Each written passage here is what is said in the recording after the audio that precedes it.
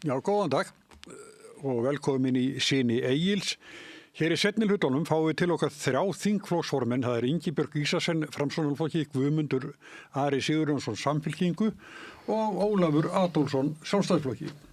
Þá ræðum við náttúrulega mikið pólitík. En núna komin hingað til okkar Andrea Sigurðardóttir, blaðamaður á Morgunblaðinu, Benedikt Erlingsson, hvað ég kalla það? Leikara, leikstjóra, showbusinessman. Showbusinessman. Showbusinessman, já. Og Sólveig Anna Jónsdóttir, formaður Eflingar, velkomin. Takk fyrir. Takk fyrir. Fylgdust þið með Alþingi í vikunni? Já. Já, Andrea gerir það. Ég vinn við það. Ég líka, en ekki þið? Nei, ég var bara mikið að gera í vinnunni minni, sko. Þannig að ég var ekki meint að fylgjast með, en þú veist þetta bara að lesa með fréttir og svona, sér eitthvað er að gerast. Já, það sem sagt enn málþóf. Búið að vera það. Var það ekki búið? Ég held að það væri búið að loka kilometra gjaldinu. Já, ég held að það hefði klárast fyrir helgina. Já, það hefur sint í gærkvöldi. Ég held að kilometragjaldi hefur bara ekkert verið til umræðu í gær. Já. Ég held að það sé eitthvað misskilningur. Ég örugglega að brjóta samning núna en ég get þó upplýst að ég lék í áramóta skets málþóf. Þannig að þið fáið að sjá þetta líka á áramótum. En þetta var náttúrulega ekki málþóf, sko. Síðast ég gáði það voru ennþá ákveðnir aðilar sem voru komnir með, sem voru þá að bíða eftir að flytja sinna fyrstu ræði. Það voru nokkri komnir með 3 eða 4. Þeir eru svona í mesta lagi hægt að kalla að þeir hafa verið að stríða sem er eðlilegt þegar þeir verið að pressa á þinglokinn. En sko, ef fólk er farið að kalla þetta málþóf þá Nei, þú veist, það er náttúrulega bara vitleysa. Tala 4 sinnum sama hlutin. Kannski langar. Þetta er önnur umræða, þetta er mikilvægt stórt og flókið mál. 4 sinnum sama hlutinu oft, geta 400 sinnum sama hlutinu. Það tala var ekki eitthvað sem að sagði að við konur þyrftum að segja 5 sinnum sama hlutinu og næði í gegn. Hjá köllunum sem sagt. Já, það var eitthvað sem að hélt því fram, þannig að ég meina, þú veist, konar þær voru ekki eins og búin að ná í gegn sigurinn. Konur sem stjórnar ríkisstjórninni, þannig kannski er þetta bara eitlir í nauðsyn. Það náttúrulega fundasköp í þingi sem búið til og það svona reglur það hver megi tala lengi og fleira sem svona tilraun til þess að hafa form á þessu. En það ljóst í sumar og núna aftur held ég að þetta form bara virkar ekki. Sko, fólk kemur ekki því sem að þarf að segja. Kannski vera þetta lengja ræðina bara aðeins og hver tala bara tvisvar. Þetta snýst að stjórnarandstaðan þarf að hafa ákveðin verkfæri til þess að geta sinnt sínu hlutverki og eins og íslenska kerfið skipulagt þá er málþófið í rauninni þeirra eina verkfæri. Í Norðurlöndunum er þetta meira inn í nefndunum þar sem þeir geta haft áhrif. Ég held þessi bara merki hnignun menningarinnar og þetta kemur með podcastinu sko. Menn eru farin að leyfa sér að tala svo mikið og lengi í podcastum. Þessu lungu sandur þar sem fólk tekur sér tíma. Menn eru hættir að stytta málsitt eða vera kjarnyrtir og þetta bara farið að smitast inn í aðra útvarpsþætti og komið inn á Alþingi. Menn eru bara tjata. Já, málþóf eða málalengingar á Alþingi eru ekki nýtt fyrirbæri. Það sem ég ætla að segja sko, Þorgrímur Sigmundsson Miðflokki og Stefán Vagn Stefánsson Framsóknarflokki, þeir eru koma upp sko í andsvör hvor við annan bara ítrekað. Það er ekki sko eftirspurn eftir þessu. Já, en það er bara þeirra hlutverk. Ég meina, það snýst þetta er bara leikurinn og Alþingi alltaf sá þegar koma þingfrestun að þá eru menn að reyna að ná saman einhverju hluti. Stjórnarandstaðan stríði þeim með því að setja einhver frumvörp á dagskrá sem allir vita eru ekki að fara í gegn núna og er mikil andstaða gegn. Þeir stríða þeim með því að þetta fari í þessi skrýtnu andsvör sín. En þetta er bara hluti af samningaviðræðunum og hér eru nú með manneskju sem er mjög reynd í samningaviðræðum og veit það að þegar það er verið að reyna að ná samningum þar sem að jafnvel er langt á milli manna að það gengur ýmislegt á en ef þú sviptir annan hlutan algjörlega verkarum sínum þreyta sko. Já. Samningaviðræður ganga oft með mikið bara út á það. Nei, mér finnst gaman að heyra, því nú fyrir ekki, ég ætla að setja því í blokk bara því að þú starfar á Morgunblaðinu, ég byrði afsökunar á því, ég leiði mér að kalla það málgagn Trumps og loftslagsafneitara og allt það, en það er gaman og þannig þar með sitt í því einhvern svona hægri flokk sem þú er kannski ekki, en mér finnst samt í þessu að það er mikilvægt að gaman að heyra svona þessa blokk tala fyrir málþófi. því að maður alveg upp við annað, sko. Þú veist, það var vennilega, þeir sem voru í minnihluta sem beitu málþófi, það sjaldgæft í mínu alltaf lífi. Ég ekkert endilega að tala fyrir málþófi. Ég algjörlega tilbúin til að skoða það að breyta fyrirkomulaginu þannig að stjórnarandstaðan fái önnur verkfæri, þannig að þetta sé ekki svona. En að meðan að fyrirkomulagið eins og það þá verðum við bara að bera virðingu fyrir því að þetta hluti af lýðræðinu og þessu lýðræðislega ferli sem við búum við.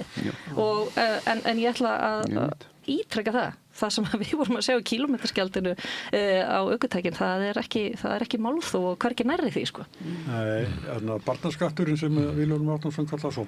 Þetta eins og vandamál með þingið að þegar að vera að líða þinglokum á jólafríi, að þá byrjar eitthvað svona tafir og stjórnarandstaðan stundum með það markmið að bara koma í veg fyrir að sem fæst mál ná í gegn. Í sumar voru mörg mál sem að stjórnarandstaðan sammála sem að náðu ekki í gegn. Nún eru mörg mál sem að ég held að öll stjórnarandstaðan styðji eins og 5 frumvörp í útlendingamálum og fleira sem að koma bara ekki til afgreiðslu. En látum samt ekki glepjast að því að það meirihlutin sem að fer með dagskrárvaldið. Það fullt af frumvörpum þarna sem að þverpólitísk sátt sem að þau hafi ekki sett á dagskrá. Við getum nefnt eitt, ég ekki viss að sé þverpólitísk sátt hérna við þetta borðum það, en á þinginu þverpólitísk sátt fyrir til dæmis 5 frumvörpum dómsmálaráðherra í útlendingamálum. Ég var að nefna þau. Já, þau hafa ekki komið fram. Nei. Þannig að það sem þau að setja á dagskrá umdeildustu málin sem að þau að reyna að ná í gegnum þau vita að þar liggur slagurinn. Þannig að við erum bara að sjá deilu. Það bara fjárlögin sem fara og þau mál sem að verður afgreiða vegna fjárlaga. Það eina sem að þingi gerir þetta haust. Og hver ber ábyrgð á því? Sem áður hétt bandormur, ég veit ekki hvað heitir í dag. Það átti að leggja fram hátt í 100 frumvörp á þingið í september og október. Ég veit að Benedikt að sofna hérna. En helmingurinn á þeim var komin fram í nóvember. En ég ekki í svona, hvað heitir þetta, svona blame game, bara þingið augljóslega, það eitthvað stórkostlegt að í þinginu. Það getur ekki afgreitt mál sem mikill meirihluti þingsins sammálum. Það eitthvað að. Þeir eyða, ég meina, landsmenn hafa reynt að fara og horfa á umræður á þinginu. Og ég held að fáir upplifið að þarna séu djúpar, alvarlegar, mikilvægar umræður í gangi. Ég held að mjög fáir landsmann að upplifa það. Í þessari málstofu þingsins fari fram einhver alvarleg umræða samfélagsmál. Ég held ekki. Almennt ekki, en stundum. Þegar hún í gangi þá bara enginn við skjáin. Það bara málið, en hún auðvitað fer þarna fram og gerum ekki lítið úr. Svo lítur að bera það til okkar, við sitjum í þinginu sem blaðamaður og... Það útlenska orðið yfir þing parlament sem þýðir bara talistofa og ég verð nú eiginlega að fá að tala aðeins fyrir þessum seinagangi í þingsins því að við erum auðvitað alltaf svo pirrið úti í lýðræði þegar það seinvirt og óskilvirt en það einhvern veginn samt eina leiðin því að hitt vitum við að þetta hinn skilvirki stjórnandi sem menn kalla stundum eftir og hafa gert í gegnum alla mannkynssöguna sérstaklega og jafnvel út úr lýðræðiskaosinni það hefur aldrei farið vel.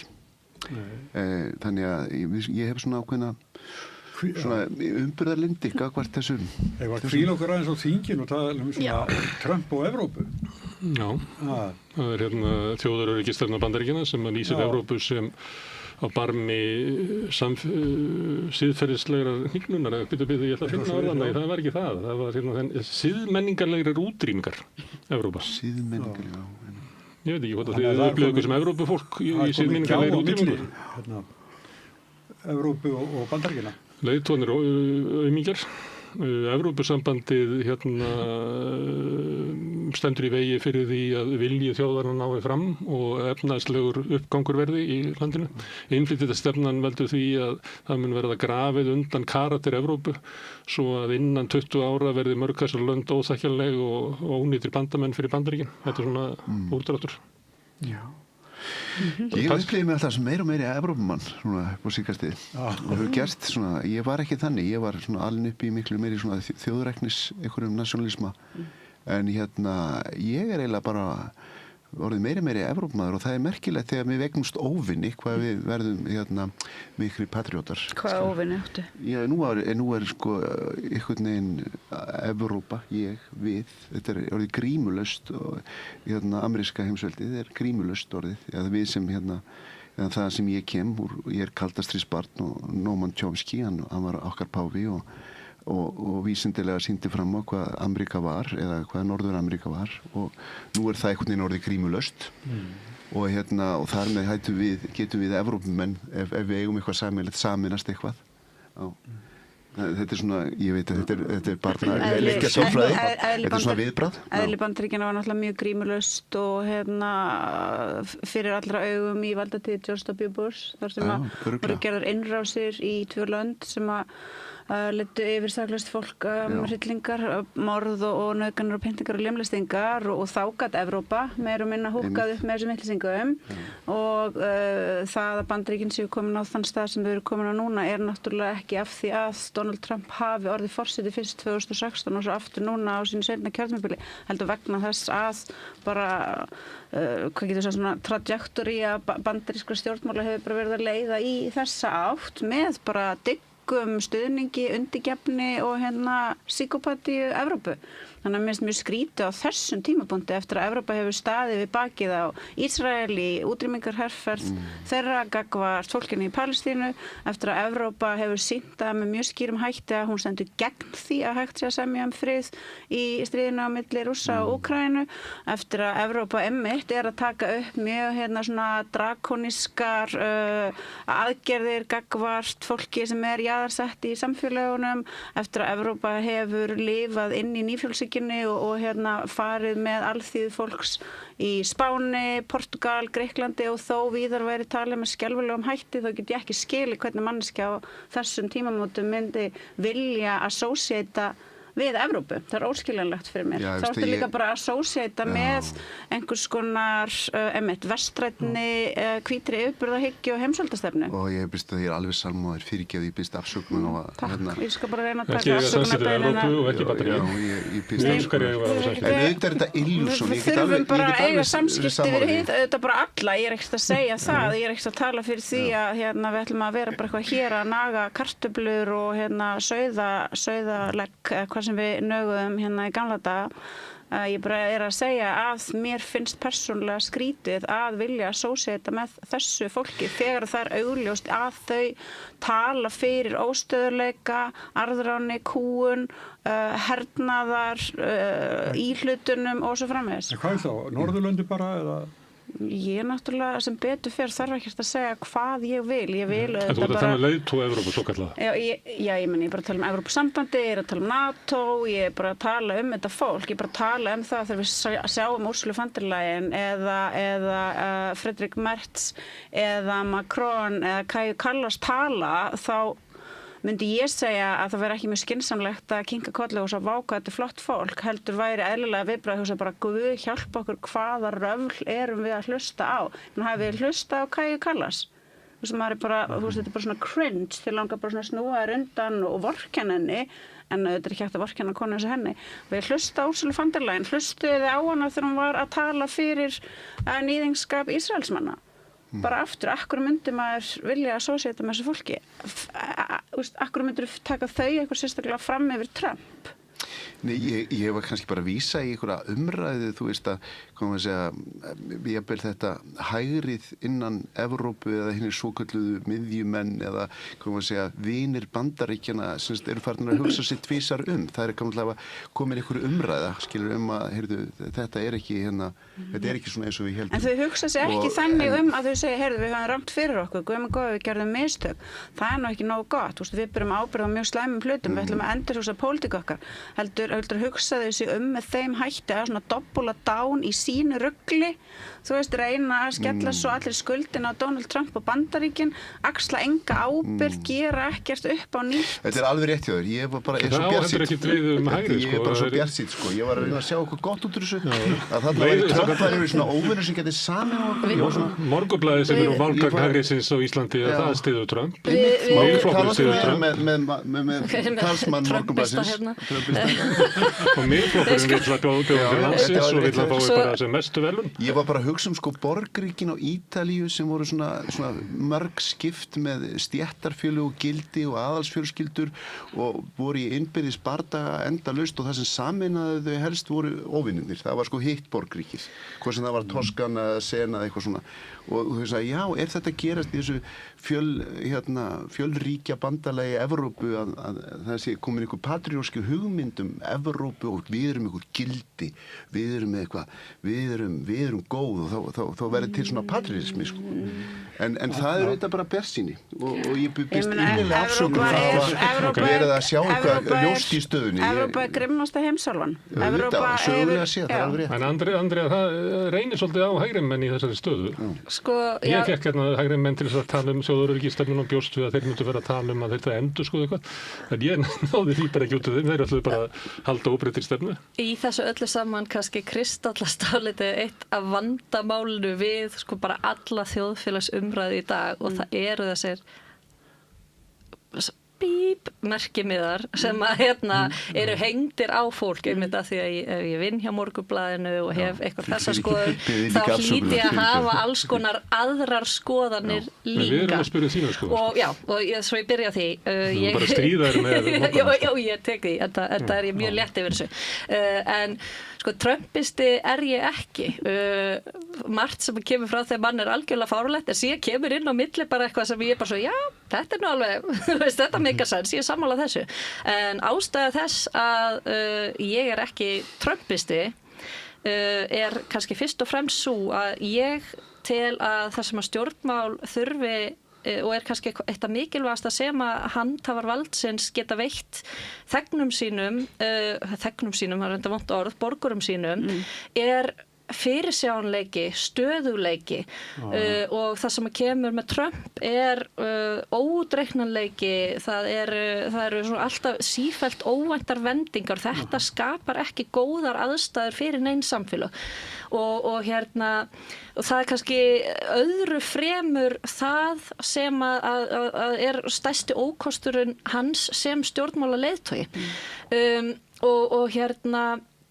en þar með sagt að því sögðu þá myndi ég heldur ekki hafa kosið Kamala Harris eða Biden ég hefði skilað auðu þarna þurftir þú í raun að velja á milli tvenns íls í mínum en mat hans á stöðu Evrópu, ertu sammála því? Evrópa sé bara í stórkostlegu vanda, það við bara skamman tíma til þess að hleypa þjóðirni sinnuðum hægri flokku til valda til þess að bjarga Evrópu? Ég skal ekkert fara í grafgötu með það að ég er hlynnt harðari stefnu í útlendingamálum. Ég er það.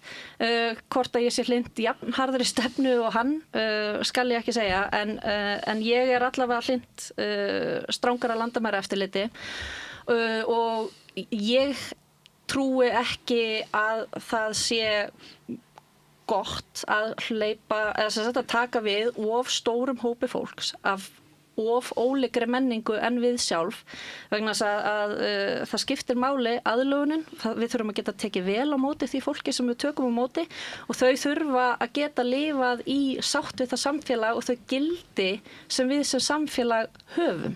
Hvað er að gera? Það er vegna mannanæðverka sem að margt fólk er á hrakhólum á hvergi heima, fólk er búið að eyðileggja heimkynni þeirra og hvað er að gera við þetta fólk? Ég meina, ég bara ég bara segja það sem ég hugsa.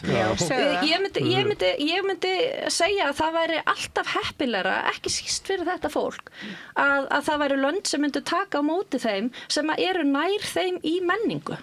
Það væri alltaf heppilegra. En ég er ekki að segja að við ættum aldrei að taka á móti neinum sem er ekki með sömu menningu og við. Það væri náttúrulega heppilegast fyrir þetta fólk að það gæti fengið að vera í sínum heimalöndum. Að þeirra heimalönd væru bara blómstrandi samfélög með gott efnahagskerfi þar sem að fólk gæti bara fengið að gera það sem að flest fólk vil gera, sem bara eiga fjölskylduna sína og geta þú veist, aflað viðurværis og svo framvegis. Já, það verði heppilegri í reynd að við myndum ekki styðja þjóðarmorð og Gaza. Já, það svo það sem ég ætla að fara að segja. Til dæmis, það verði heppilegri ef við myndum á alþjóða vettvangi ekki taka þátt í stríðsórum NATO-ríkjana og svo framvegis, heldur berjast fyrir diplómasíu og friði. Það væri betra og á endanum væri það besta og árangursríkasta lausnin til þess að mynda að leysa þau vandamál sem að Evrópa þarf að horfast í augu við vegna mikils aðflutnings fólk sem að koma úr hrikalegum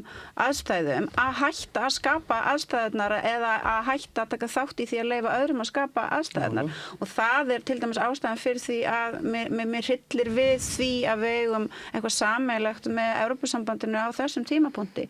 Ég bara get ekki hort upp á veldi eins og Evrópusambandið, yfir þjóðlegt veldi eins og Evrópusambandið og séð hvernig það hegðar sér á alþjóða vettvangi og talið að fyrir þjóð eins og okkur, fyrir lítið herlaust land sem er svo heppið að hafa fengið að lifa frjálst, sem er svo heppið að hafa geta fengið að lifa í sæmilegu velferðaríki, að við eigum að taka þátt í því að gera líf fólks í öðrum löndum verri og óbærilegri með því að kynda öll stríðsbál sem að loga í heiminum. Mér finnst það bara ekki eitthvað sem við eigum að vera að gera.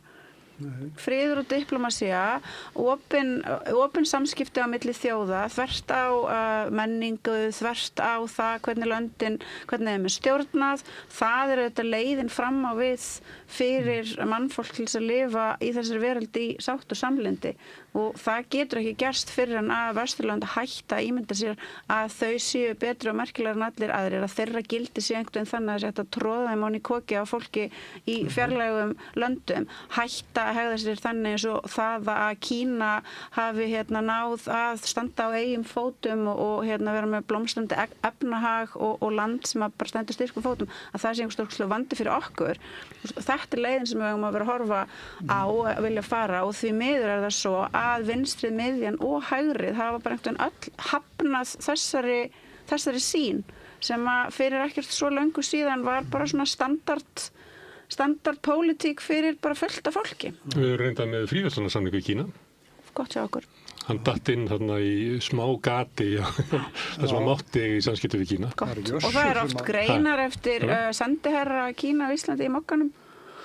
Bara fína greinar og mér finnst bara mjög áhugavert að lesa þær, og ég meina þetta bara það sem að eitt sinn var eitthvað svona sem að fullorðið fólk sem hafði áhuga á pólitík og fylgst með pólitík lagði þessi fram við að gera, reyna að skilja afstöðu annara, reyna að átta sig á því af hverju hlutirnir í einhver annari menningu eða öðru samfélagi eða öðru efnahagskerfi væri eins og það væri. Nú það bara tabú. Nú eigum við bara að dæma og við eigum bara að fyrirlíta, við eigum bara að segja allir séu vondir nema við. Þetta hnignun, þetta pólitísk hnignun sem því miður hefur einhvern veginn náða að síast inn á Vesturlöndum með mjög svona massífum og að mínu viti með hættulegum hætti. Nú fyrir við í landsting, komum heim. Já, en það samt, mér langar aðeins að því að við erum að tala um Kína, við höfum gert það áður, það var mjög skemmtilegt, en og ég alveg sammála því að lífsgæðabyltingin stórkostleg og fyrirmynd fyrir allan heiminn, en það nú samt þannig að hér erum við dæmi tvo áhrifavalda í íslensku samfélagi, Gunnar og Sólveigu, sem hafa verið ákveðin hátt mjög merkilegir andofsmenn gegn svona meginströms orðræðunni. Þau hafa innleitt marxíska orðræðu inn í íslenska pólitík nútímas sem mér finnst vera alveg frábært. Sumir geta sagt að það sé verið að polarisera eitthvað, en mér finnst að hafa skýrt og skerpt allt samtal í íslensku samfélagi. En þau eru samt leik gott dæmi að ef þau væru að gera það sama í Kína, þá væru þau komin í raflostmeðferð. Hættu. Og leiðréttingarferð. Hættu. Það samt þannig. Og það ekki einu svona grín vegna þess að, og það svo fallegt með Kínverja, þeir eru ekkert það bara fjölmiðlar og umræða á að vera í anda flokksins og hinnar megin hugmyndar, og það valla, þeir sem vikja, það bara systematisk kún, við höfum það mörg dæmi. Þannig að það er satt og við megum vera á móti því. Við þurfum ekki alltaf að vera í bandalag eða blokk. Það er svo mikið kaldastríð. Það get ekki hort á þeim mannréttindabrotin í Kína og sagt þetta eru mannréttindabrot. Ég get alveg sagt að það séu framin mannréttindabrot í Kína. Ná ég að segja svolítið. Í bara öllum stórum, öflugum löndum eru framin mannréttindabrot á borgurunum. Hefur til dæmis fylgst með því sem er að gerast í Bretlandi. Við bendum á eitthvað annað. Nei, ég bara að segja, hefur til dæmis fylgst með því vegna þess að ég er að segja að það sé verið að reyna að þagga niður í borgurum og að fólk með óæskilega skoðanir fái ekki plattform og svo framvegis og svo framvegis. Það er bara gert, já, það er líka loftslagsaktivistar settir í fangelsi í Bandaríkjunum og svo framvegis og Bandaríkjamenn fangilsa 5% af sinnri population, engin annar sem að kemur snett nálægt í því. Já, ok, en ég bara að segja, Kínverjar hafa samt frá árinu 1980 lyft stærstum hóp mannkins upp úr fátækt. Talaði það áðan, það var lífstæða byltingin sem voru þakklátt fyrir. Þeir eru með blómlegt efnahagslíf, þeir eru með stórkostlega innviða uppbyggingu. Svo má böl bæta, benda á eitthvað annað. Hvað myndir þið vilja? Það er þetta að segja. Hvað myndir þið vilja? Hvað myndir þið vilja? Hóðast í augu við þetta stýr, þetta sem þetta er. Ok, númer 1, heldur þú? Við fyrir alltaf að benda á því, þetta er bara eins og við erum komin í kaldastríð. Nei, ég ætla bara að segja. Þú veist, við talum Sovétríkin þá bent á Síle, ef við talum Síle þá bent á Tékkóslóvakíu. Þú ert bara með einhverja áfallastreitur röskum frá því þú varst ungur og upplifað þessa hluti. Ég er ekkert að fara að tala um Síle við þig, ég er ekki heldur að fara að tala um þú veist Honduras eða Ecuador eða Nicaragua, ekki hafa neinar áhyggjur af því. Ég er ekki að fara að tala um Pinochet Þetta var alltaf þessi boltaleikur. Það var aldrei hægt að horfa á. Ég þekki þessa orðræðu bara mjög vel, en ég er ekki að fara að þanga. En það sem ég ætla að segja, heldur þú að í fyrsta lagi ef að Kína væri bara með óheftan kapitalisma, heldur þú að fólkinu þar myndi líða betur en því líður núna? Eða heldur þú að það væri betra fyrir Kínverja að vera undir og hafa verið undir stígvélahæl Bretlands eða Bandaríkjanna eða hvítu Evrópu? Nei, bara frábært þá hjá Kínverjum að hafa einmitt sloppið við það og annað sem að Kínverjar eru frábærir fyrir að hafa ekki gert, það er að þeir eru ekki heimsveldi og þeir fara ekki í stríð. Já, og það hefur tekist að við hafa sett Falun Gong í búðir Sigrún, ég ætla aðeins að róa Þú bara hristir höfuðið yfir öllu þessu, er þetta allt falsfritt? Ég er bara að segja, frábært af þjóð Þorkels himneska fríðar, meðferðin á Tíbetum. Er þetta bara eitthvað sem þú getur bara sópað undir teppið? Mjög rík þjóð sem er með risastóran her og vopnaafla þurfi einmitt ekki bara heimseldi og fari ekki í stríð við önnur lönd. Ég er mjög þakklát fyrir það. Ég ætla aðeins að fá að skjóta Ég ætla bara að benda Sigurjóni á sem heldur að missa þáttinn út í Móa að þetta er náttúrulega mjög áhugavert í að hérna eru 2 uppkomin börn kommunista sem eru alin upp við kommunisma í æsku og eru að glíma eru búin að koma kaldastríði á borðinu og þetta er mjög áhugavert í hvert alla sem hafa áhuga og þá sitt hér hægri öfgakonan stilt og prúð og brosir bara Sko stefnir í málþóf Já, þetta við vorum að tala um Evrópu og Ameríku og okkar heimsluta. Þetta er bölvaður rasismi gagnvart Kína og Kínverjum að vera alltaf að þusa þau sem einhver illmenni. Bölvaður rasismi. Jæja, hérna heima var tekist á samgöngur. Allt annað stríði einu grjótkleppi fórum tíð. Já, og það er mörgum svona mikið niðri fyrir eins og ykkur hérna sko, í þessu sérstaklega Seyðfirðingum. Já, ég vorkennaði þeim bara mjög mikið, skilðu, ég held með þeim. Þegar þeir voru að fara að ræða kaldastriðið þá var ég við það að byrja að flauta Wind of Change stefið, sko. Ég var alveg bara, ég þurfti að sitja á mér allri. Ég er tím Seyðisfjörður alla leið, sko. Já, en þín? Og ég styð líka göng. Ég styð göng, ég skil fólk sem á heimaturlandi sem vill fá göng og ég skil ekki af hverju við þurfum að vera eitthvað svona leiðinlega og vond við þau og ekki leyfa þeim að fá göngin sín. Bara flott og gaman fyrir þau að fá göng, atvinnuskapandi, betra fyrir byggðina, þú veist, meika meiri sens bara upp á það að reyna að halda byggðunum lifandi hringinn í kringum landið, fólk vill fá að búa í sinni heima sveit, það er bara frábært, það þarf þá að létta samgöngur og það er bara góð nýting á fjármunum að fannela þeim í einhver svona fyrirbæri. að kaupa bor sem að gæti verið að bora Fjarðarheiðargöng á meðan það hefur verið að undirbúa Fljótagöng og þegar það er búið að bora í gegn þá getur það bara farið norður og bora þar. Við getum ábyggilega fengið lánaðan bor hjá Kínverjum. Sko, markmiðið hjá þessar ríkisstjórn var að rjúfa kyrrstöðu í jarðgangagerð. Það eru ein göng sem eru tilbúin til þess að byrja og rjúfa þessa kyrrstöðu sem að ríkti í þá tíð sátt á Austfjörðum. Kyrrstöðuna? Já, það er heilt sveitafélag saminað úr nokkrum á grundvelli þess að þessi göng var að koma meðal annars og að taka svona fram fyrir hendurnar á þessum sáttmála í þessum landsluta er forkastanlegt það að allar, þú veist, ég meina þetta er svo mikil mótsögn í sjálfu sér að fara fram, við ætlum að rjúfa kyrrstöðuna en þessi göng sem er tilbúin, við ætlum bara að kasta þeim út af borðinu. Nei, þau eru öðru sæti. Nei, það er önnur göng. Fjarðargöng, það er ekki eins og byrjaðar rannsóknarboranir þar, sko.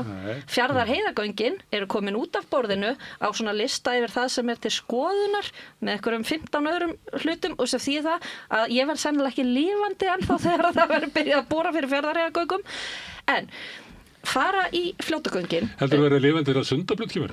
Ég veistu það, ef ég horfi tilbaka aftur til sögunar, þá er ég ekki viss það. Ég held að umræðinu þau hafi örugglega verið byrjað áður en ég fæddist, sko. En já, aftur að þessu göngum. Fljótagöngin eru áríðandi, vegurinn er að hrynja í sjófram. Já, það eru fleiri leiðir, sko.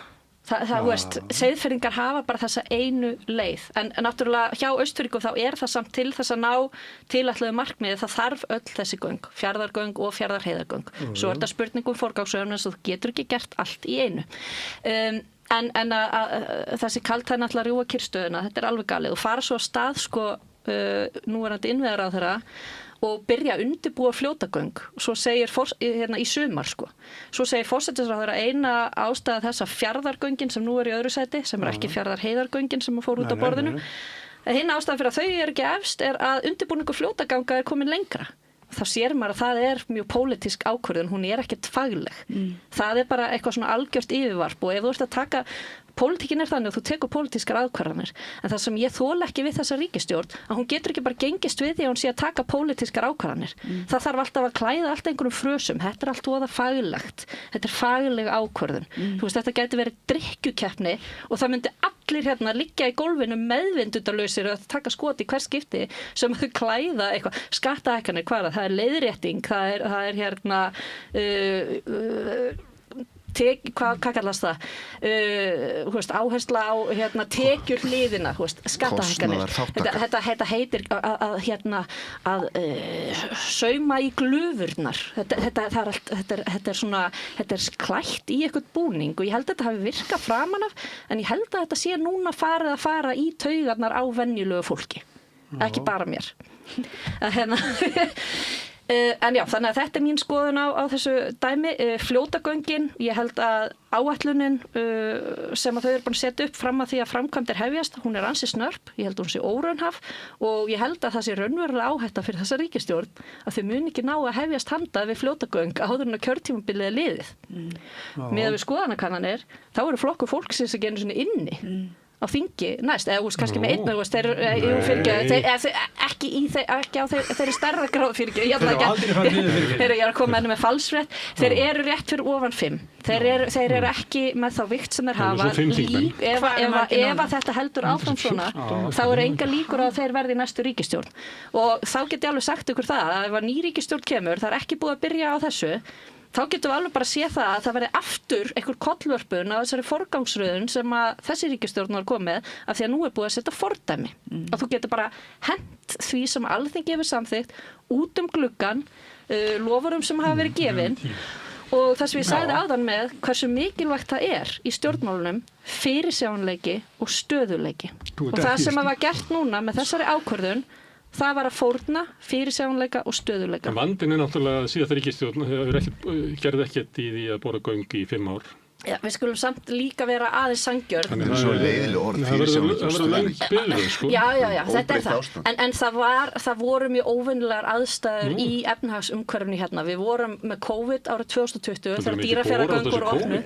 Það er bara fjárfesting og þegar þú ert búin að setja afsakið frönskuna mína ógeðslega mikinn pening í COVID svo lendur í því að það verða jarðhræringar í Grindavík. Þetta hefur áhrif á fjárfestingagetu ríkisins. auðvitað, ég er sammála þessu, auðvitað var ekki hægt að bora í COVID vegna þess að fólk var náttúrulega endilega sóttkvím og mátti ekki vinna og vera saman. Það er bara einn maður í ferði borgum. ekki í risa framkvæmdir, mannvirkjaframkvæmdir í slík og svo auðvitað, já, bara við erum fljóta að gleyma en svo varð Grindavík og það náttúrulega fór allir fókusinn og allt kapasitetið þangað. Mikið, og líka bara mikið af fjármagni sem að fór í að kaupa upp íbúðir í Grindavík, í varnargarða, í aðgerðir, ýmiskonar. Þetta er bara, og ég meina, við erum að glíma við afleiðingar í efnahagsumhverfinu eftir þetta COVID, þá við höfum ekki náð að koma verðbólgu og vöxtum niður sem að hófst öll á þessu sem að gerðist í COVID. Bæði bara þessari miklu útgjaldaaukningu hjá ríkinu sem að við höfum ekki séð fara niður aftur, ólíkt löndunum í kringum okkur sem hafa náð útgjöldunum neðar tilbaka. Þessi kveikti verðbólgu fyrst og fremst voru vaxtalækkanir Seðlabankans sem að var og líka viðbragð hérna betru settu sem að var líka byggu til þenslu hérna sem að lágstéttin er núna að borga með hérna ömurlegum miklum. Sem að var líka viðbragð í COVID til þess að reyna að örva fjárfestingu þannig að færi aftur næði frost. En Seðlabankinn var allt og hægur við að hækka vextina aftur. Ég er ekki að segja að þú veist að hækka á eitthvað en þetta vaxtastig sem var hérna var ekki eðlilegt í COVID. Nei, það sprakk hérna verð á hlutabréfum hérna í kaupöldinni hérna við hliðina og ég held að þessi ekki ennþá búið að hérna ná þeim toppi sem náði þar. Fasteignaverð sprakk hérna upp, hérna bjóð til alveg hryllilegt efnahagslegt ástand sem að við setjum í súpunum með eða tekjulæra fólk setur í súpunum með. En veistu hvað, mörg lönd í kringum okkur gengu í gegnum alveg nákvæmlega sama en þau náðu að jafna sig hraðar heldur en við og það bara ein stór breyta í því sem að bara OECD hérna hefur bent á. Það er að útgjöld ríkisins, þau lækkuðu ekki aftur eftir COVID. Það er bara eins og þú veist, þetta var útgjöldaukningin, hún sprakk út, svo var það bara nýja viðmiðið dálítið hérna. En vandi var náttúrulega líka að það voru ekki aflaða teknar fyrir útgjöldur ríkisins. Það var hérna fyrir COVID og enn frekar eftir COVID. Það var bara hérna í fjármálaráðherra tíð Bjarna Benediktssonar var hérna ríkissjóður rekinn með viðvarandi halla og hann á Íslandsmet og kannski bara heimsmet í fjárlaga halla á hérna ríkissjóði. Já, sem er kannski eðlilegt í mjög óeðlilegu ástandi. Það er ekkert eðlilegt að geta ekki lagt á skatta á þá sem er aflögu færir. Hefðu þú vilja hækka skatta í þessu ástandi? Já, ég vilja hækka skatta. Ég er algjörlega ósammála því, það hefði verið fatalt. Ég hefði ekki viljað leggja eignaskatta eins og var gert hérna. Ég hefði viljað hafa fjármagnstekjuskatt sama og tekjuskatt launatekna. Ég vil að fjármagnstekjur borgi útsvar til sveitarfélagana. Hvað hefur eignaskatturinn verið að gera í Noregi? Hvað hefur eignaskatturinn gert í Noregi? Ég veit ekki, ég hef komið til Noregs og mér finnst það bara að hafa það fínt í Noregi. Ég sé ekki eitthvað svona svartan þunga yfir Noregi út af eignaskatti. Málið er það að ríka fólkið hefur flúið land í umvörpum með eignir sínar. Þannig að þeir þurft að grípa til þess síðan að fara að setja sko einhvern exit skatt á líka. Þannig að þetta vindur upp á sig. Það er bara fló. En málið er það að fólk þeir eru svolítið klárir í Noregi. Þar og eitthvað svona virðing fyrir því að það eigi að varðveita eignir ríkisins, já, sem er náttúrulega ríki er almenningur, þannig að það er bara flott. Sko, áfram Norðmenn. Ég fíla Norðmenn rosa vel. Eignir eru ekki eignir ríkisins. Nei, en það að geta stundað eðlilega og réttláta skattheimtu er náttúrulega fremsta hlutverk ríkisins og þau eiga að gera það. Það er eitt að skatttekja tekjuflæði en annað að skatttekja eignir þar sem að fjárfestingin er bundin í einhverju. Þú veist, bara eins og setja eignaskatt á fasteignir, ætlar að selja ofan á fólki til þess að það geti greitt skatt. Ég er hérna með skemmtilega sögu, Handikur. Ég heyrði í danska útvarpinu umræðið mitt frá það sem voru mitt ólíkir pólar og hægri maður, gamall hægri maður, mann ekki hvað hann heitir og alls konar, og vinstri menn og mjög gamlir. Já. Og þeir hérna voru að tala hennar Bezos, sem þinn maður. Þetta var Danmörk. Og þeir voru að tala Bezos sem hélt þetta 100 milljóna brúðkaup sitt í Feneyjum. Eða eitthvað starf nálægt Feneyjum og hvort það var í Feneyjum. Og þeir voru auðvitað að fussa og sveigja yfir þessu, allir við borðið, hvers konar, og þeir voru að reikna út í danskar krónur, sko, þeir trúðu þessu þarna, sko. Hérna, þú veist, hvað margir $1 million og hvað þetta var í dönskum krónum. Hvað er þetta að kaupa marga pulsu fyrir þetta? Já, og þeir voru náttúrulega alveg yfir sig. Og meðal hans hægri maðurinn sem var fussandi og sveigjandi yfir þessu, og þá segir spirillinn við hann, en fyrirgeðu, nú ert þú hægri maður, af hverju má fólki bara gera það við peningana sína sem það vill? Og þá segir hann, nei, það er nú bara ekki þannig. Nú, hvað segja? Nei, sko, ég segi, maður segir sko eins og Lína Langsokk. Sko, ef maður sterkasta stelp í heimi, þá ber mann að vera góð við minnimáttar. Punktur. Og þetta var sem sagt línan frá hægrimanninum danska. Mér finnst þetta svolítið góðu frasi. Auðskilin pólitík. Já, mjög auðskilin pólitík. En hérna erum við að tala skattastefnu í Noregi og í okkar heimsluta og svo við veist að tala Evrópu og við erum svolítið að tala okkar heimsluta. Því hefur þetta stundum að við erum líklega heppnasta fólk í heimi að búa í þessum samfélögum sem hér. Þessi samfélög voru byggð upp á progressífið skattastefnu. Þannig að þeir sem voru mest aflögufæri borguðu mest, en þeir sem voru minna aflögufæri borguðu ekkert. Og fengu síðan barnabætur, vaxtabætur og fleira til þess og ókeypis heilbrigðisþjónustu, ókeypis menntun og fleira til þess að geta lifa bærilegu lífi. Þetta var svona hugmyndi sem var í okkar heimsluta og við erum stolt af og teljum vera eðlilegt að byggja áfram betra samfélag á því. Þetta hefur verið fellt í burtu og það var ástæðan fyrir nefni eignaskatta sem var aðferðið við því að þeir sem eru mest aflögufæri eigi að borga minna. Og við erum komin í sama dæmi og eru í Bandaríkjunum að sá sem kannski bara vellauður maður, hann að borga minna hlutfall tekna sinna í skatt heldur en skúringakona sem að þrífur skrifstofans. Og þetta náttúrulega eitthvað siðferðisleg, það bara reyndar ekki rétt, sko. Jú, þetta rétt. Nei, þetta ekki rétt. Þetta bara ekki rétt.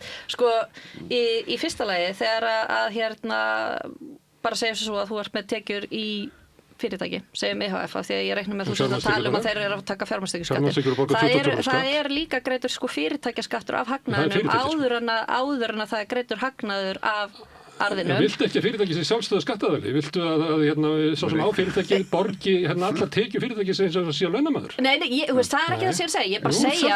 Ég er að segja að það búið að greiða skatt af þeim pening áður en þannig að það ekki sanngjarnt að bera þetta alveg svona saman. Þá viltu þetta sé sami skattaðali, Hitt er fyrir restina þegar þú tekur launatekjufólk og setur launaskattinn, hann í fyrsta lagi hlutfallslegur og svo þrepaskipting. Svo það að þeir sem eru lægstlaunaðir að þeir eru ekki að greiða neitt skatt til ríkisins. Þeir eru að greiða skatt í útsvar og stundum ríkið að greiða er ríkið að greiða sko með þeim inn í útsvarið vegna þess að til þess að ná upp sko því að borgin fái sitt hlutfall. Þannig að þetta nú ekki alveg sækert, en af því að þú nefnir þarna með útsvarið, ég sammála því að það sé eitthvað sem þarf að skoða, þar sem að það eru einstaklingar sem eru hluti af sveitarfélögum sem eru bara með fjármagnstekjur. Ég sammála því að það sé ekki sanngjarnt að þeir taki ekki þátt að greiða í sínu sveitarfélög. Það eitthvað, ég er ekki sko komið með eitthvað algjör útfærslu á því hvernig þetta gera, en ég sammála því að það eitthvað sem mér finnst vera skekkja. Sammála því. Jónas Heiting Kristjánsson sagði stundum, vandi eins ekki frétt, en vandi margra það. En ég ætla að segja samt vandi móðurinnar sem að fær ekki fæðingarólof þá mánuði sem að faðirinn ætti að fá, en sinni barninu yngu, hvorki móðunni barni. Ég veist hans faðirinn, það faðirnispróf í gangi, ekki í svo máli. Já.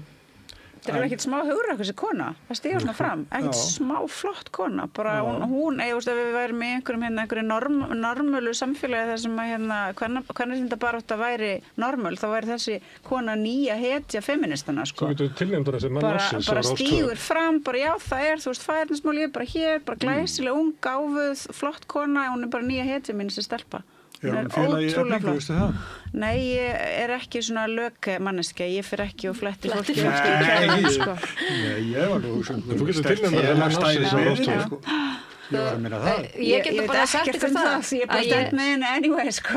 Ég var bara nákvæmlega sömu sporum og þessi stelpa hvað fæðingarorlofskerfið varðar sjálf. Þannig að ég bara veit og hef skrifað þetta áður. Og var hraunað yfir þig af feministunum, sko. Alveg rosalega, sko. Rosalegt. Hvernig var þetta svona 23 og eitthvað svoleiðis? Já, það var 23. Þá skrifaði ég grein og birti í Mogganum, sko.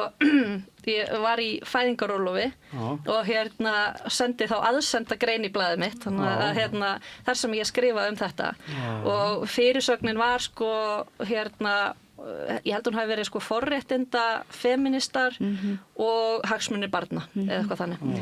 En það sem bara gerist og ég stóð í þeirri trú að það væri búið að breyta þessu vegna þess að það er komið inn hjá Vinnumálastofnun núna að ef að sko forsjárlaus faðir tekur ekki þátt og það liggi, ég held að það sé orða mér þess að staðfesting þar til bara stjórnvald sem það dómstólar eða sýslumaður að þá sé hægt að flytja orlofið allt yfir konu. Ég bara heyrði, ok. Er ekki í þessu tilfelli vegna þess að maðurinn fer fram á faðernispróf að þá er það ennþá óljóst hvort hann muni taka þátt eða ekki. Já, ég held að þetta í þessu máli sé það þannig, já, en sko... Og þá segir einhver á skrifstofunni, ég bara því miður, við getum ekki afgreitt þetta vegna þess að við vitum ekki hver afstaða mannsins. Já, en síðan er það hitt sko að einhvers þar heyrði ég það, þetta væri túlkað sér svo sko að það væri, það var ekki nóg að faðir vildi ekki taka þátt, það þyrfti að vera þetta yfirvald sem að úrskurða að hann fengi ekki að taka þátt.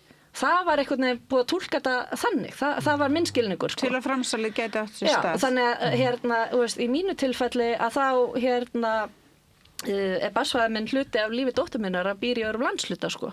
Og og það er ekki raunhæft að hann taki fæðingarorlof á móti mér með svona litlu barni. Þannig að ég satt uppi með það að vera með þetta 6 mánaða orlof og mikið tekjufall í orlofinu líka þar sem ég er ein að reka heimil, ég er ein að sjá barnið. Ég er ekki með daggæslu fyrir 6 mánaða gamalt barn og er ekki að ná endum saman í þessa 6 mánuði sem ég þó var með tekjur. Ég þurfti að byrja að vinna í fæðingarorlofinu til þess að brúa bilið með barnið hérna heima í fanginu og tölvuna í hinni og það gat ég bara af því að ég er í ákveðnu forréttindastörfu að starfið mitt býður upp á það. Það er ekki allir í starfi sem að býður upp á það. Það er ekki allir sem að geta, eins og þessi stelpa er heppin að geta búið í foreldrum sínum, það er ekki allir sem að geta hafa það, sem að hafa það bakland. Og það er ekkert sem að grípur þetta fólk. Ég hugsa einstæðar mæður á leigumarkaði. Ég átti íbúð, ég var ekki að ná endum saman þrátt fyrir að vera sko, í þeim hóp að eiga mína íbúð að vera með lægri greiðslubyrði heldur en þær sem að er að leigja. Þannig að sko, nú er búið að hækka þessa fjárhæð eitthvað en málið er að það er rosalega lítil sko bót í þetta ástand. Býtu hvaða fjárhæð búið að hækka? Efri-mörkin? Efri-mörkin, já. Það búið að hækka að gert síðustu kjarasamningu. Já, þannig að sko... En það er ennþá að þú fær bara 80% af tekjunum. Já, en það er bara svo rosalega lítil bót í máli. Þannig að það er alveg sama hver það er sem er einn með barn við 6 mánaða aldur, þá voru þau byrjuð að skríða og þá á þeim tíma erfiðar að vinna með barnið. Og þá má framselja hvað 6 vikur? 6 vikur eftir það. Það er 1 mánuður og einhverjir dagar, sko. Höfum það í huga. Og síðan hugsa maður, já, en það er hægt að fá dagmömmu. Veistu hvað ég var að borga fyrir dagmóður með niðurgreiðslu fyrir einstæða foreldra? 140.000 krónur á mánuði. Og svo er bara mjög lítið til af dagmæðrum og það er mjög erfitt að komast inn hjá þeim. Já, fyrir utan það. Þannig að sko, ég segi bara það eru bara ekki allir sem eiga efni á því að greiða 140.000 krónur á mánuði. Þetta mál afhjúpa bara einn skýrum hægt og hægt að hugsa sér svo ofsalegu svona hræstni í þessari meginströms nálgun á kvenréttindi og feminisma og þannig svona tvískilung. Þar sem að einmitt manneskjur sem að tala venjulega mjög hátt þú veist, kjör og hagsmuni einstæðra mæðra að þær, þú veist, af því þær hafa það auðvitað hlutfallslega verr en aðrir og það kemur náttúrulega bara fram í alltaf öllum könnunum stöðu launafólks og það er bara mjög erfitt að vera einstæð móðir, einstætt foreldri en þarna má ekki taka tillit til hagsmuna þeirra og svo er eins og það megi heldur ekki taka tillit til hagsmuna barnsins sem að er algjörlega insane vegna þess að við búum í samfélagi þar sem að stöðugt heyrast fregnir af því að börnunum okkar líði ekki nógu vel að það sé ekki verið að mæta þörfum þeirra, þú veist að leikskólarnir séu undirmannaðir og svo framvegis en þarna í staðis að geta þó allavega gert það litla sem við ættum að geta gert sem samfélag, koma til móts við þessi pingu litlu börn og tryggt það að móðirinn, foreldrarnir geti verið með þeim allan tíman sem að fæðingarorlofið er til staðar, þá er það ekki gert og þannig búið að implementera sérstakri refsingu gagnvart börnum einstæðra mæðra þar sem faðirinn getur ekki tekið þátt. Veistu það, þeim er meira sem ég hugsa þetta, þeim mun svona bara orðlausari verði og ég man mjög vel eftir því árið 2020 þegar að síðast lögunum var breytt fæðingarorlof þegar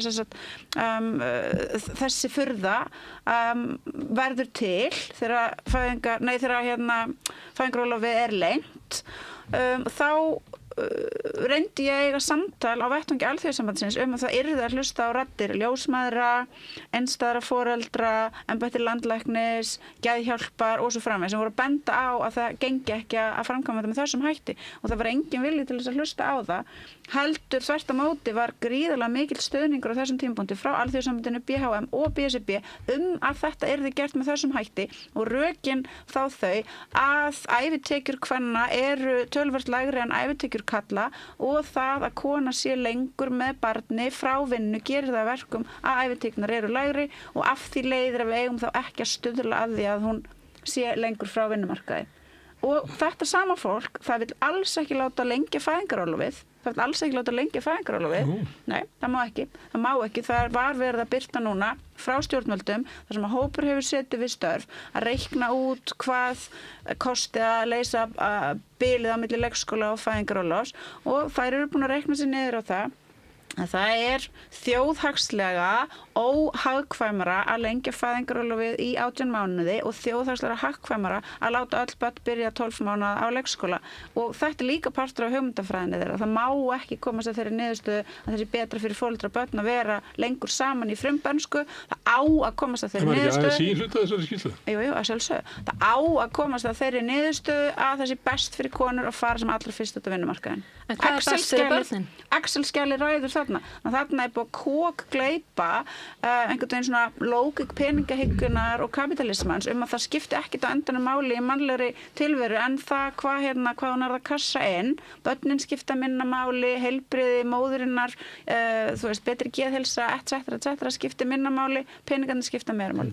Þetta er ömurlegt og jú, auðvitað var Alþjóðasambandið með því og auðvitað er hreyfingu vinnandi fólks complicit í því að þetta kerfi er til staðar og auðvitað er hreyfingu vinnandi fólks complicit í því að það má ekki breyta þessu og það er eina ástæðan fyrir því Inga Sæland segir bara, já mér finnst þetta en þú veist ég ætla ekki að tala um þetta út af því að það er pressa frá mainstreamsfeministunum sem eru mjög valdamiklir og hreyfingu vinnandi fólks og það megi ekki breyta þessu og á meðan eru það konur eins og Andrea og dóttir hennar konur eins og þessi glæslega unga kona og dóttir hennar sem þetta bitnar á. Þetta er hluti af vandamál sem við erum bent á það var komið önnur kona, hún kona hefur hún verið að læra læknisfræði í Árósum eða eitthvað sem kom fram hún benti á annan þátt sem var það að það er svo langt tímabil það sem hefur verið að reikna út hvað til þess að finna út tekjurnar þínar og sem eru síðan skertar niður í þannig og fær bara 80%. Já, það er horft langt aftur áður en að bara getnaði kemur. Stúdentar eða háskólanemar geta alla eignast börn af því að þau fá eiginlega sáralítið ekkert í fæðingarorlof sem ég hef saman að byrja hver fann upp þetta? Svo er fólk hissa á því að þessi lækkandi fæðingartíðni það er ekki hægt að komast inn í húsnæði þú veist, ef þú ert ekki komin í eigin íbúð fyrst á leigumarkaði og það er ekki hægt með góðu móti einmitt að láta hlutina ganga upp og svo er fólk hissa á því að þessi lækkandi fæðingartíðni og þegar einhver segir, heyrðu það er kannski vandamála þessi lækkandi fæðingartíðni þá er það bara einhver einmitt líka árás á kvenréttindi og kynfrelsi kvenna. Það er ekkert sem gengur lengur. Jú, ég man í síðustu kosningabaráttu þar sem að þingmaður Pírata og einhverja fleiri svona vinstri lippa voru bara þarna. Mér minnir að Snorri Másson hafa eitthvað verið að þausa þetta og honum er bara mætt með þessu. Já, bara þú veist, konum eiga bara lækkari fæðingartíðni bara í generali í heiminum. Þetta er eitt af lausnum. Þú ert að fá óskiðinar uppfyllar. Já, ég vil flytja fleiri útlendinga. Ég vil bara, þú veist, make Iceland great again. Það er skamstað að míga. Þá verðum við eiginlega elskast útlendingar. Akkur myndur ekki vilja að fólki... Og bæta kyna mikið okkar því að við erum svo ótrúlega orðin fábreytt með við landnámskynsluðuna. Við erum miklu minni erðafræðilegi fjölbreytileiki í Íslendingum í dag en fyrir 1000 ári og nú er ég að tala, elskan mín. Já, en svona edgelordismi þegar það er verið að tala hagsmuni alvöru lifandi ungs fólks. Svona edgelordismi, að vera svona edgelord eins og þú veist að vera núna. Ég skil ekki þetta. Að vera að taka einhverja svona afstöðu sem er svona samræmist ekki bara svona kannski afstöðu fólk sem að, þú veist, skoðar samfélagi út frá svona aðeins normalli sín, þú veist, en af hverju myndir vilja ekki taka afstöðu með ungu fólki á þessu landi, af hverju myndir vilja taka afstöðu með ég meina, ég geri það, en hvað með Ertu á móti börnum? Sko, lækkuð fæðingartíðni er til dæmis eitt af einkennum velmegunar sem betur fer, Ég myndi segja að það væri þá lækkar fæðingartíðnin og sko, með við heiminn og ástand okkar og loftslagsmál, þá virkilega vonin það að fæðingartíðni er almennt að lækka í heiminum. En hvernig ætlar að leysa loftslagsmálin með því að þurfa að flytja vinnuafl með útblástursvaldandi ferðamáta á milli landa til þess að vinna og til þess að halda uppi, þú veist, þeim sem að eldast. Því miður eru loftslagsmálin þannig að þau muni bara vekja upp flóttamannabylgjur endalaust allan heim.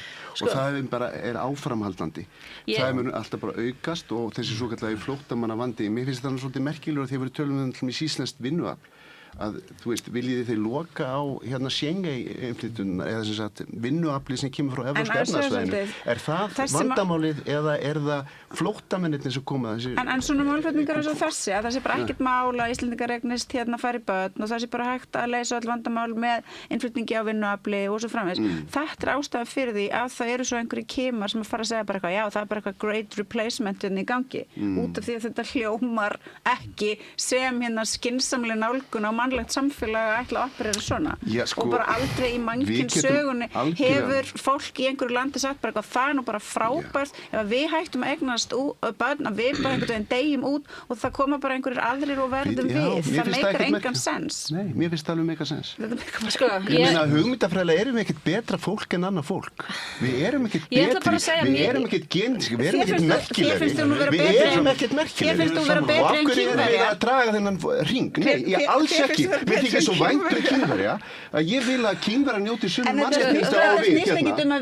Ég vil að allir Kínverjar, það er rasismi í þessu. Áður við fyrir aftur í Kínverjana og þið fyrir aftur að slást þetta, þá ætlum ég að fá að taka upp þráðinn aftur frá Sólvöðunu. Þið orðið þetta menningarlega, þið búin að tala mikið nú það, þið talið menningarlega, þetta fólk er svo menningarlega ólíkt okkur. Þetta er dulkóðan fyrir rasisma og þið vitum það. Ég er ekki konur að reyna að ræða kvenréttindi.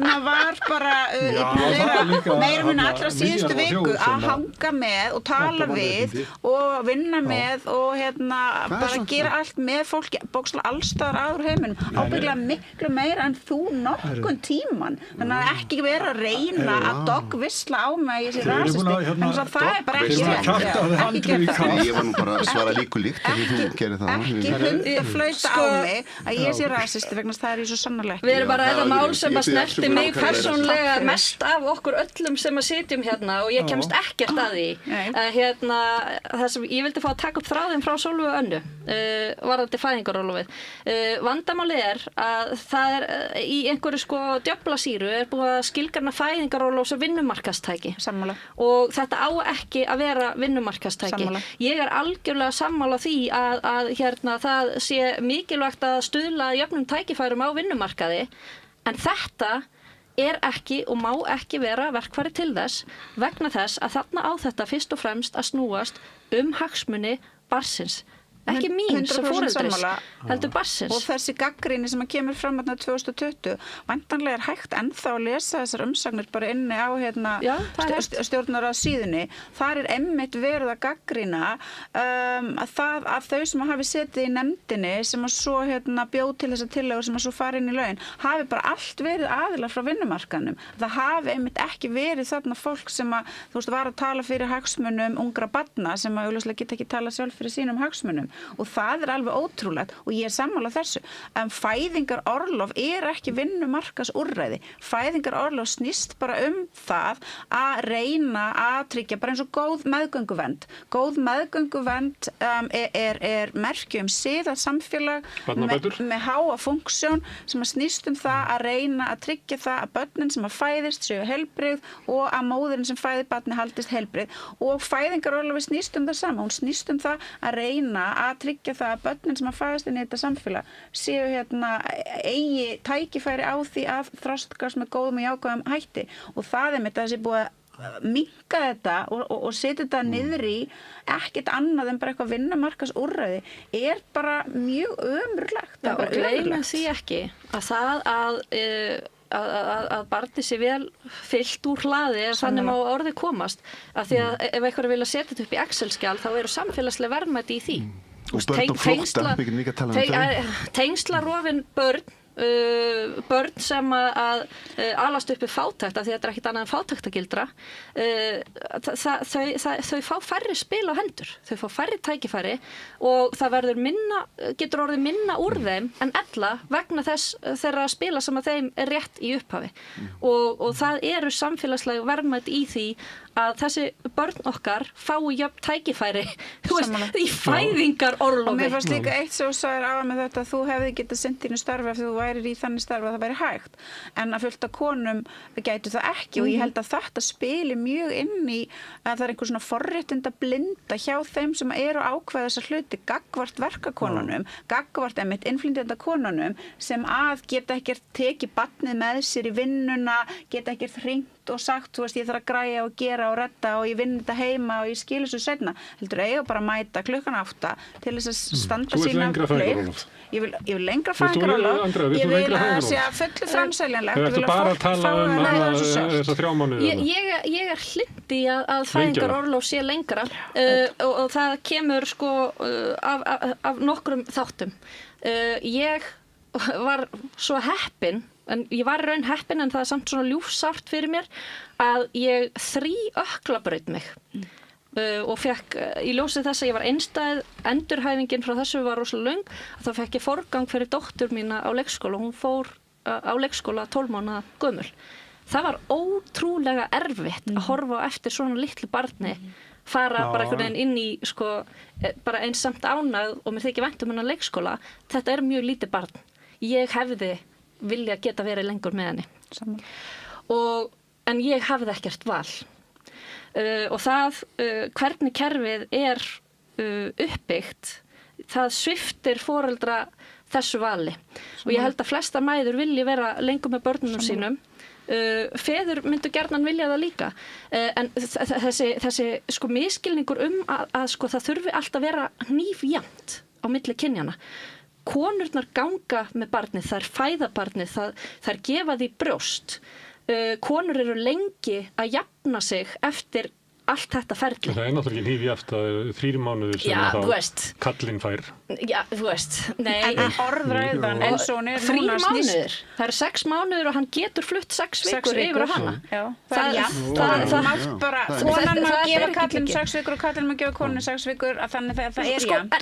En konur ég held að miðgildi brjóstagjafar sé eitthvað stærri kringum 8 mánuði. Fæðingarorlofið dugir ekki einu sinni fyrir það. Nei. Á sama tíma þetta er náttúrudæmi á sama tíma og við vitum öll og vísindin hafa sannaði fyrir okkur að það er fátt hollara unga barni en að vera lengi á brjósti það er fátt betra fyrir unga barni en að vera lengi á brjósti ég prófa hvort ekki þegar strákurinn minn var lítill þá þurfti ég að fara að vinna ég var heppin í bjóði mig á foreldrum mínum og þau voru mjög hjálpsöm og mamma hjálpaði mér mjög mikið en ég þurfti að fara að vinna hann þurfti að fara fyrst í dagmömmu svo flutti dagmamman, svo hætti hún og þá fór ég var kognungu, ég er mjög stolt af sjálfur mér, þá pantaði ég tíma hjá einhverjum pólitíkus erlistans og fór og sagði ég er ung móðir og sonur minn, ég get ekki hugsa mér það, hann þurfi að fara í aðlögun hjá annarri dagmömmu og svo í aðlögun hjá leikskóla, mér finnst það mannréttindabrot á honum og hann þarf að komast inn á leikskóla og hann komst inn á leikskóla,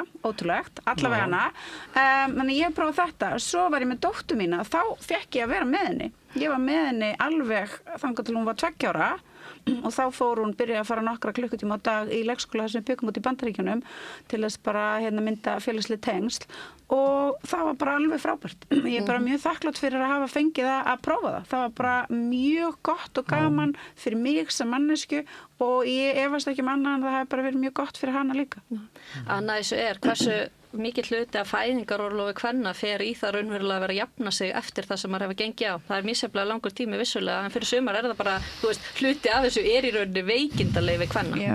Þannig að sko, fyrir mér bara fullkomlega réttlætanlegt að konur fái lengra fæðingarorlof ef þær vilja það en karlar, þó ekki væri nema bara á þeim grundvelli. Ég er mjög þakkláttur fyrir fæðingarorlof sem ég fekk allavega. Það skiptir miklu máli og ég get alveg skrifið undir það að konur geti eigi fá lengra fæðingarorlof, en ég held að það sé mjög mikilvægt og hafi mjög mikilvæg áhrif á tengslamyndum feðra og barna og hafi haft það og ég held að við munum örgulega bara sjá það í framtíðinni. Ég er rosalega sammála því og ég er mjög hlynnt í að karlar taki fæðingarorlof líka og þess vegna er ég líka hlynnt í að lengja þetta þannig að það sé pláss fyrir bæði. En ég er ekki... Ertu líka hægt þessari skerðingu á þeim sem eru undir meðaltekjum að þau fá bara 80% af fæðingarorlofinu. Við ættum að auka barnabætur til þess að styðja foreldrakynnslóðina. Og það er margt sem við þurfum að gera Sko, þú veist, af því að ég er hægri manneskja, en þarna er ég alveg tilbúin í ýmislegt, en ég held að það sé og fullir það að það sé þjóðhagslega hagkvæmt að þessi búið þannig barnafjölskyldur að það meiki sens að eignast börn. Það meiki sens að eignast börn. Ég held að þessi peningur komi tilbaka. Má ég aðeins koma að því að þú sagðir að verði svo holdt fyrir börnum að vera á brjósti? Að þú orðaði næstu því með þessu orðalagi sem fræg bók byrjar á. Vitumaður hefur sagt að næst því að missa móður sína sé fátt hollara ungu börnum en að missa föður sín. Já, einmitt. Þú ert að næstuð með sögum á orðalagi að vera fátt hollara börnum en að vera á brjósti. Þannig að ég er svona aðventan og svona fyrir með jólabókaflóðu og fyrir með að lesa. Þetta er aðventan, þá er allir vinir, þið veitir það. Já, við erum að vanda okkur við það. Og einmitt, hvað snýst aðventan? Við erum að bíða eftir því að barn fæðist sem er þess vegna elskum við aðventuna, þess vegna elskum við söguna Jesú og Jósep og Maríu og þess vegna, þú veist, klöknum við þegar við hugsum þetta og það vaknar svo sterkar og miklu tilfinningar og ég man, þegar ég svona fatta þetta einhvern tímann í fyrsta skipti bara að þetta er ástæðan fyrir því að sagan af Jesú og kristnin eru svona ótrúlega sterk og lifa með svona ofslega sterkum hætti hjá okkur. Hafið þið séð þegar að það er hópur af fullorðnu fólki að skoða nýfætt barn saman? Þú veist, hafið þið séð það? Að allir beygja sig yfir og það kemur svona andakt yfir alla og allir eru bara svona fullir af Það er ekkert verðmættar í heiminum en lítið barn. Og það er eins og öll börn séu Jesú börn. Það eru öll börn. Og svo líka svo mikilvægt hvað þetta litla barn sagði þegar hann var 30 og meðal annars það í útlendingamálum. Það má alveg hugsa það. Hvað sagði hann í útlendingamálum? Já, hann er með nokkrar góðar sögur með þess að sagði hann miskunnsama samverjan sem er auðvitað saga sem hann beinni segir svona við eigum að hafa okkur eins og miskunnsami samverjan þegar við mætum fólki liggjandi í blóðu sínu á götunni. Við eigum að styðjast við og það er á við í útlendingamálum og að því að við erum að tala börn þá vil ég líka minna all börnin og flótta sem við höfum skrifað undir alls konar alþjóðlega samninga undir og það eru börn sem þurfa líka tengsl og ætti að reyna að gefa þeim líka fóreldrum þeirra fæðingarorlof þegar þau mæta. Þess vegna að berjast fyrir friði á alþjóða vettvangi vegna þess að þá erum við sannarlega að standa með Kristi og hans boðskap frið hjá fólki. Þá löggjöfum í útlendingamálum í því ljósi. Sko, þegar eldri sonur minn var hvítvoður vist okkar í NATO. Já, líka það. Frekar, byrjum þar. Þá var ég á togara og það var þannig að við stoppum í 20 tíma í landi og þegar við komum í land þá var hann alltaf bara hræddur við mig, hann þekkti mig ekki neitt. Svo var ég alltaf vinnan til mín. Hver? Sonur minn sem var hvítvoður og er 49 ára í dag, það var svo langt síðan. Svo var ég að reyna að vinnan til mín og svo tókst það og þá fór ég aftur út á sjó. Svo kom ég aftur hálfu mánuði seinna og aftur í 20 tíma stopp og allt byrjaði upp á nýtt. En hann átti mömmu? Já, við verðum talað feður líka. En feður eru alveg ótrúlega mikilvægir börnum líka. Ég vil bara alls ekki að neitt túlki orð mín þessar litlu réttindabaráttu kvenna á þann veg að ég vilji slá á rétt karla. Ef einhver manneskja túlkar það þannig, ef einhver manneskja ætlar að túlka það þannig að það að fólk sé átta sig á því hvað þetta kerfi er meingallað og að fólk sé átta sig á því að það kemur illa niður á einstæðum mæðrum og börnum þeirra, ef að fólk ætlar að túlka það sem einhverja árásar réttindi feðra þá er það náttúrulega ansi langt selst. Já, ég vona ekki, ég vil bara árétta það. Auðvitað snýst það ekki um það. Nú verðum við að þakka ykkur fyrir komuna. Sólveig, Anna, Benedikt og Árilía. Andrea. Ég klík alltaf þessu. Árilía, mjög frumlega. Já, það er fallegt nafn sko, ég tek þess ekki illa. Eitt nafn í hverju þætti. Takk ykkur fyrir komuna. Takk fyrir. Og hér ætti koma 3 þingflokksformenn. Jesú heilaga nafni.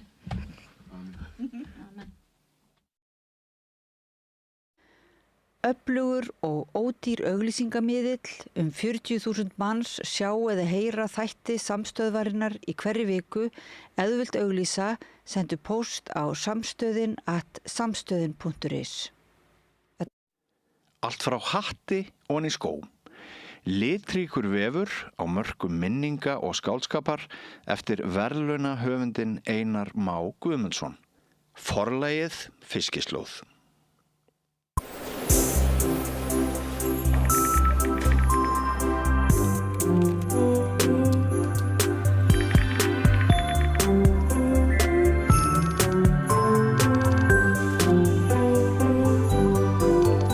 Ert þú líka með spurningar? Kynntu þér réttindi þínum hátíðarnar á www.vafr.is. Samstaða skilar árangri. BSRB, afl í þágu almennings. Jæja, krakkar, þetta síðasti dagurinn minn.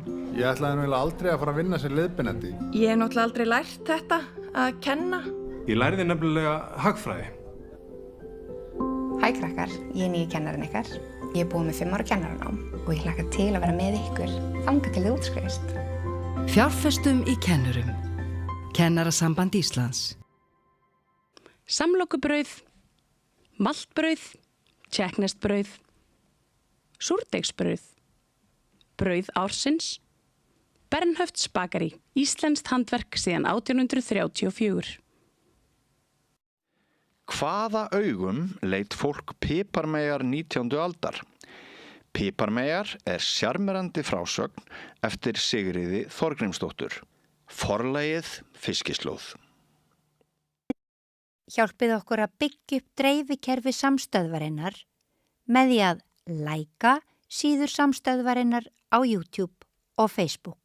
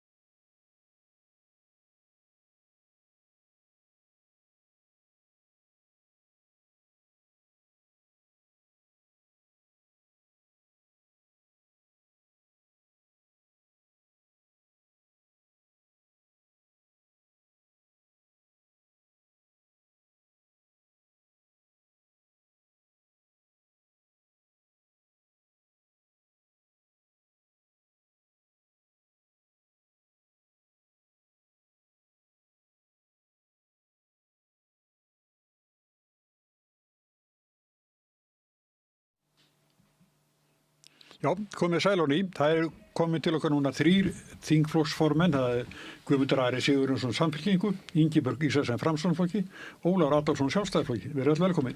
Takk fyrir. Takk hérlega. Það var smá umræðin það hérna áðan. Ég vil benda á að þetta restin af fjórflokknum sem á þingi. VG dottið út. Já. Þannig að það eru 6 flokkar á þingi og þetta restin af fjórflokknum. Nú, en Framsókn? Hún hér. Framsókn hér. Ég tek vaktina, já, við erum ekki lengs. Þetta fjórflokkurinn. Já.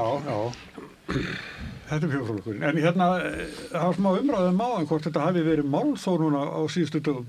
Kílómetragjaldið. Kílómetragjaldinu? Nei, ég held að það nú bara er svona, fólk vil tjá sig það og bandormurinn. Nei, það er nú kannski eðlilegt svona í desembermánuði þá verið að fjalla stór fjárlaga tengt mál að fólk vilji tjá sig í þeim en það hefur bara verið góðu gangur á þinginu í desember í rauninni líkt og í allt haust, sko. Ég myndi segja þessi þingvetur hafi farið bara vel af stað og vel gengið bæði að koma málum til ríkisstjórnarinnar, frá ríkisstjórnarnar til þingsins. Ég meina 60% mála hefur þegar komið fram á réttum tíma. Það gengið vel í nefndum, gott samstarf í nefndum. Þetta fólk skipst á skoðunum, var ekki endilega sammála niðurstöðurnar en málin hafa fengið framgang. Og hvaða mál hafið þið afgreitt á haustingi? Það náttúrulega mörg mál sem við hefum afgreitt á ég að fara að telja upp öll málin, svona hvað við vala. Kannski það sem hafa verið svona mest á umræðinum hefur allt verið frá löggildingu sáttmála Sameinuðu þjóðanna um réttindi fatlaðs fólks. Svo hafa verið mikið af þessum fjárlega tengdum málum. Við hefum lagt fram 2 svona bráðaaðgerðismál varðandi húsnæðismálin sem nú annars vegar að svona fækka þessum langtíma leigu íbúðum sem eru hugsuð sem heimili fólks. Það er líka búið að leggja fram uppfærslu á hlutdeildarlánunum að útvíkka það svo að fleiri geti nýtt sér þann kost og eitthvað af þessum tómu íbúðum sem standa á markaði geti farið inn í hlutdeildarkerfið í raun að reyna að fjölga heimilum fólks. Þannig að það er mikið af góðum málum, en svo er það þannig á haustin að auðvitað eru fjárlögin og svona bandormar því tengdu sem að taka kannski mest pláss og mesta vinnu. En það, eins og ég segi, það er margt gott komið fram í þeim. Já, Ingibjörg, margt gott segir hann. Já, þetta er alveg rétt sem hann segir, þetta hefur verið bara svona, ágætis gangur í þinginu núna á haustmánuðum. Við höfum nú samt sem áður verið svolítið að kalla eftir því að fá málin í þingið. Dagskráin á þingfundum hefur verið svona frekar þunn, ef maður orða það þannig. Það hefur svolítið skort mál og mikið verið kallað eftir þingmannamálum og að við séum að leggja þau í púkki til þess að fylla upp í dagskrána.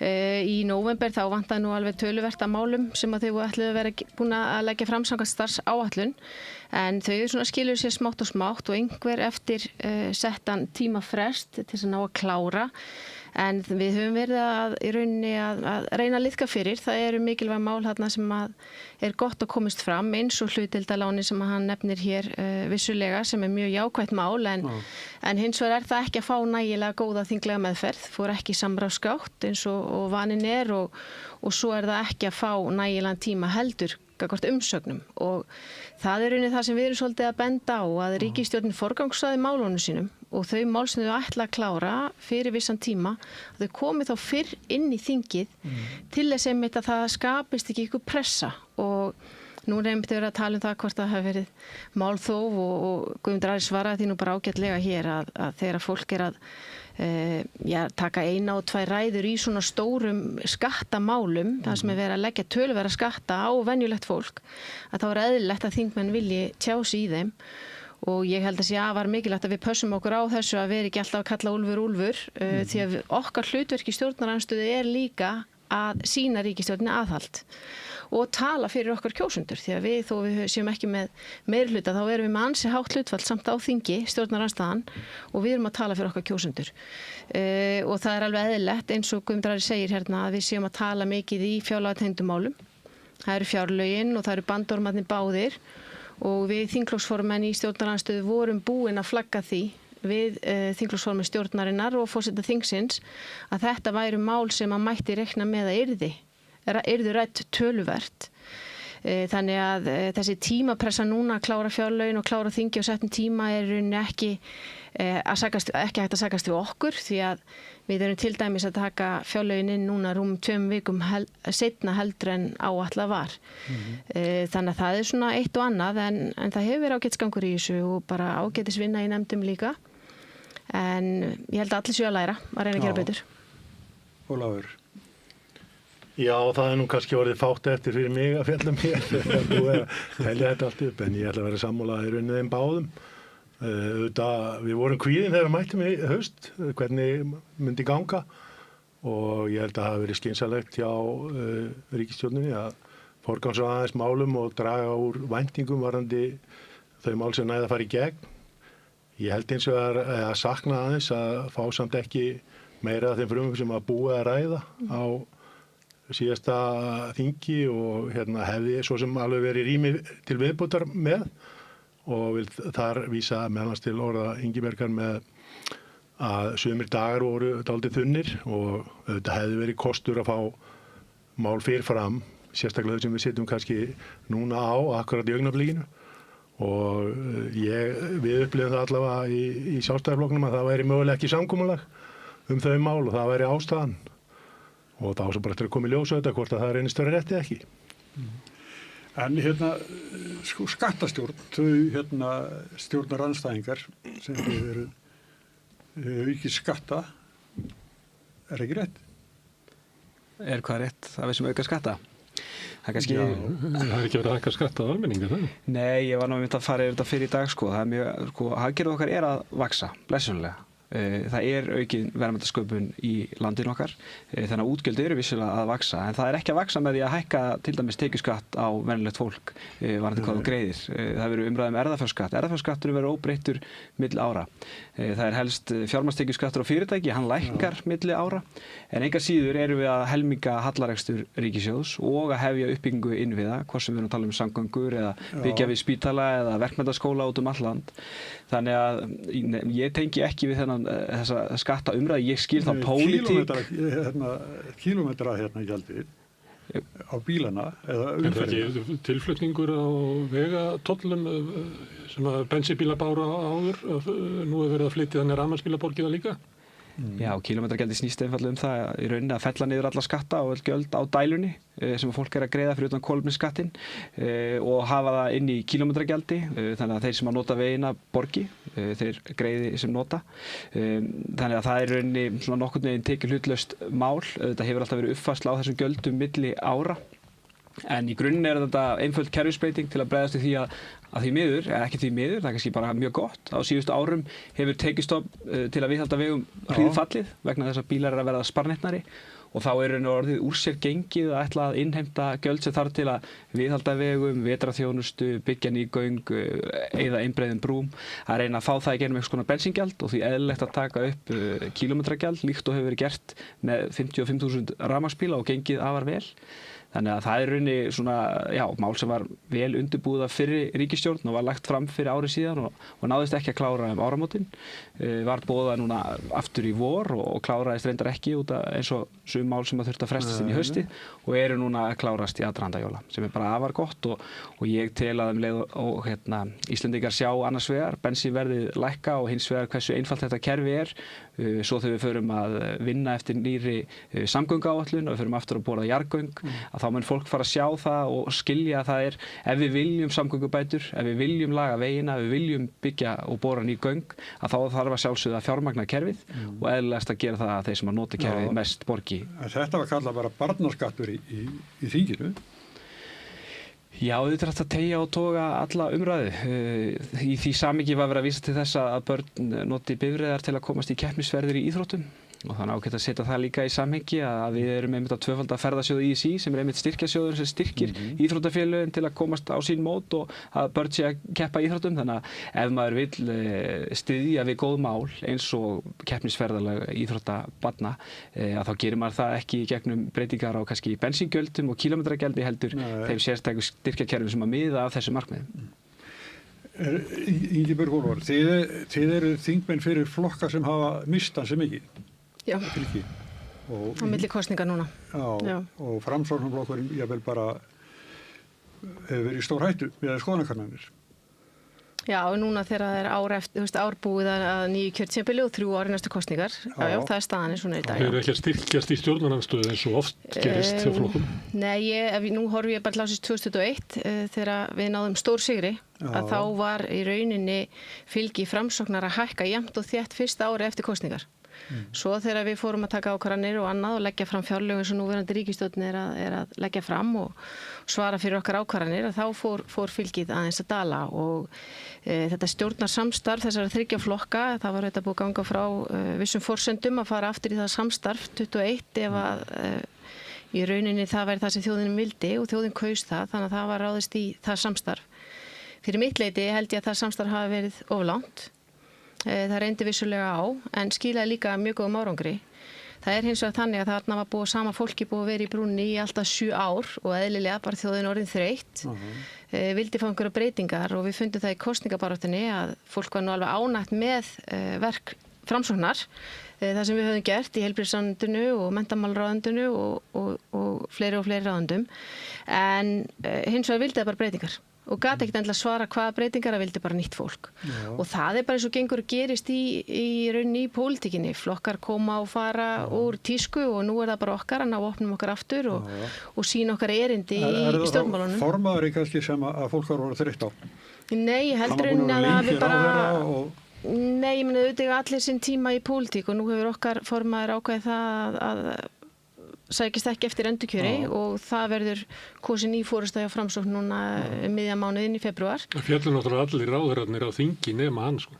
Já. Þannig að eitthvað var fólk orðið leitt á því ef það ekki En þetta bara svona, þetta gangurinn og það tók ný ríkisstjórn við og hún hefur í rauninni notið traust hjá þjóðinni. Það þarf ekki fram svona rækilega endurnýjun eins og Samfylkingin ekki rækilega endurnýjun. Samfylkingin hvað 4,0 eða ég veit ekki hvað þetta er. Já, þú veist, og það einmitt gott dæmi, þú veist, það er bara hægðir og leiðir og það bara einhvern veginn, við þurfum að fara í þessa naflaskoðun og endurnýja okkar umboð og okkar erindi, en að því að hann fór hérna yfir efnahagsmálin áðan, þá svona velti maður þessu stundu fyrir sér, hvort þessi sami handritshöfundur sem að skrifa fyrir leikritið eins og fyrir meirihlutann í borginni, fyrir Samfylkinguna, í tengslu við fjárlögin þar, eða fjárhagsáætlun sem það heitir, og fjárlaun hjá ríkisstjórninni því að hérna svona út á við þetta látið líta mjög vel út en þegar það verið að rýna svona aðeins ofan í gögnin þá sérðu það að staðan bara allt önnur. Hér verður talað að hér sé ekki verið að hækka skatta á venjulegt fólk og flokkar sem tölu það þeir ætluðu ekki að hækka skatta á venjulegt fólk en við sjáum það svo bersýnilega að allt sem að ríkisstjórnin að gera að ríki gerir og sveitarfélög og annað varandi hækkanir það skila sér allt út í verðlagið til venjulegs fólks. Og Vilhjálmur Birgisson fór nú ágætlega yfir það á Facebook síðunni sinni núna daginn, bara nýlega, þar sem var að tala það að skattahækkanir ríkisstjórnarinnar skila sér í 20 milljarða króna aukningu á heimilin í landinu. En það skila sér í 30 milljörðum í tekjum til ríkisins. Þessi ríkisstjórn að auka útgjöld 146 milljarða eða 9% á milli ára og við höfum ekki séð álíka hækkanir síðan 2007, þá var það 10% og þá var þáverandi vinstri stjórn, þannig að það margt keimlíkt þarna með, en við erum að sjá kílómetragjaldi sem þið rædduð hér áðan og við höfum áhyggjur af. Jú, þetta í rauninni kerfisbreyting og á að innleiða í fleiri skrefum. Fyrsta skrefi var rafmagnsbílarnir og svo fylgir hérna núna bensín og dísel. En hins vegar það sem við höfum áhyggjur af að einmitt þetta á að taka gildi núna eftir 2 vikur. Bílaleigurnar hafa vakið í rauninni athygli á því að þeir hafa miklar áhyggjur af þessu varandi reksturinn. Því að þeir benda á að það ekki bara kílómetragjaldið, þetta líka vörugjöldin upp á 7,5 milljarð sem hefur áhrif á þá og svo þriðji liðurinn líka, það í rauninni endurgreiðsla á virðisauka í tengslu við orkuskipti og rafmagnsbíla. Þannig að þetta allt þrennt leggst á bílaleigurnar á næsta ári. Þeir eru búin að selja þjónustu út frá vissum forsendum út í rauninni ferðatímabilið sem ágúst-september. Þetta rauninni eitthvað sem þeir geta ekki breytt. Og ef þeir ætla eitthvað að reyna að gera það þá veit ég það að stóra aðalarnar sem í samningum við þeir myndi bara neita því og hinir hugsanlega bara draga tilbaka og hætta við að koma. Þannig að það svona vissu blikur og loft í tengslu við þetta og við höfum áhyggjur af þessu og höfum verið að tala fyrir því í þinginu að það sé skoðað að taka tillit til þessara áhyggna og gefa fólki og kerfinu raunin tækifæri til þess að aðlagast og gildistími verði þá 1. janúar 2027. Því að það það sem ferðaþjónustan hefur verið að kalla eftir, það fyrirsjáanleiki. En þetta svona eitt og annað, svo verið að hækka lyfja, kostnað og fleira fyrir venjulegt fólk. En við getum nú alveg að halda áfram. En þetta svona, þú veist, við þurfum aðeins að rýna þetta betur til þess að sína á þetta. En ég átti eftir að koma með hina spurninguna, sko. Já.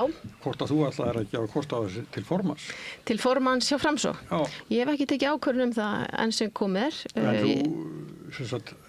Þú neytar því ekki, þú ert ekki afhugað því. Nei, ég hef fengið mikla hvatningu frá flokksfélögum mínum víða land og ég bara teka til mín og eðlilega hugsa ég þá hvað ég er búin að gera. En þetta ræðist allt saman eftir áramót og nú hugurinn minn hérna varandi þinglokkin en við sjáum ekki gerist. Sko, það svo stutt líða að kjörtímabilinu og þá ekki brýnt að næsti formaður sé í þingflokknum, hafi sæti á þingi. Sumi vilja meina það sé afar mikilvægt því að vettvangurinn varandi þessi pólitísku átök eru í þinginu. Fyrir mitt leyti það mikill styrkur að vera á þingi, sérstaklega í ljósi þess að við væntum þess að ríkisstjórnin standist þetta samstarf næstu 3 árin. Þannig að það kostur og það erfitt. Við sjáum það að Svandís Svavarsdóttir var að tilkynna það og hún ætlaði ekki að sækjast eftir því að vera áframforma Vinstri grænna. Þetta alveg áskorun. Hún ekki bjóðið fram í það. Nei, ég ætla ekki að gera það. En það sem ég að benda á að það erfitt fyrir formann utan þings að koma sér inn í umræðina. Það alveg áskorun. En við erum nú samvinnuflokkur og það sem að flokkurinn vill og kýs það fólk sem að kýs til forystu núna í febrúar, við finnum bara út úr því og látum það ganga samkvæmt það verður. Ólafur, flokkurinn þinn er við höldum hinn að þetta sé mjög erfitt ástand hversu litlu munaði milli Guðrúnar Hafsteinsdóttur og Áslaugar Örnu að flokkurinn sé svona nokkuð klofinn eftir formannskjörið. Og dauft fyrir Sjálfstæðisflokkinn sem ætti að vera oddvita flokkur í stjórnarandstöðu að vera tap á fylgi í stjórnarandstöðu.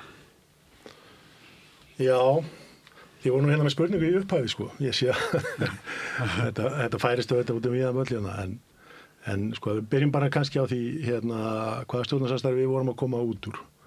Ég búin að vera í eitthvað tæp 7 ár með Vinstri grænum og Framsókn. Þá reyndist það okkur mjög dýrt og það var bara einfallega þannig til dæmis á okkar baklandi að það voru margir ósáttir við það að við þyrftum að gefa svona mikið eftir gagnvart okkar aðalstefnumál. Og ég held að það hafi kannski í grunninn ráðið þessari óánægju með Sjálfstæðisflokkinn. Og það getur líka vel verið að þeir sem eru kannski ekkert mjög pólitískir þó að menn hafi mögulega skynsamlegar hugmyndir fram að færa og góða stefnu og svo framvegis að það vilji breytingar. Og ég held að aðeins verið núna í þessum síðustu kosningum.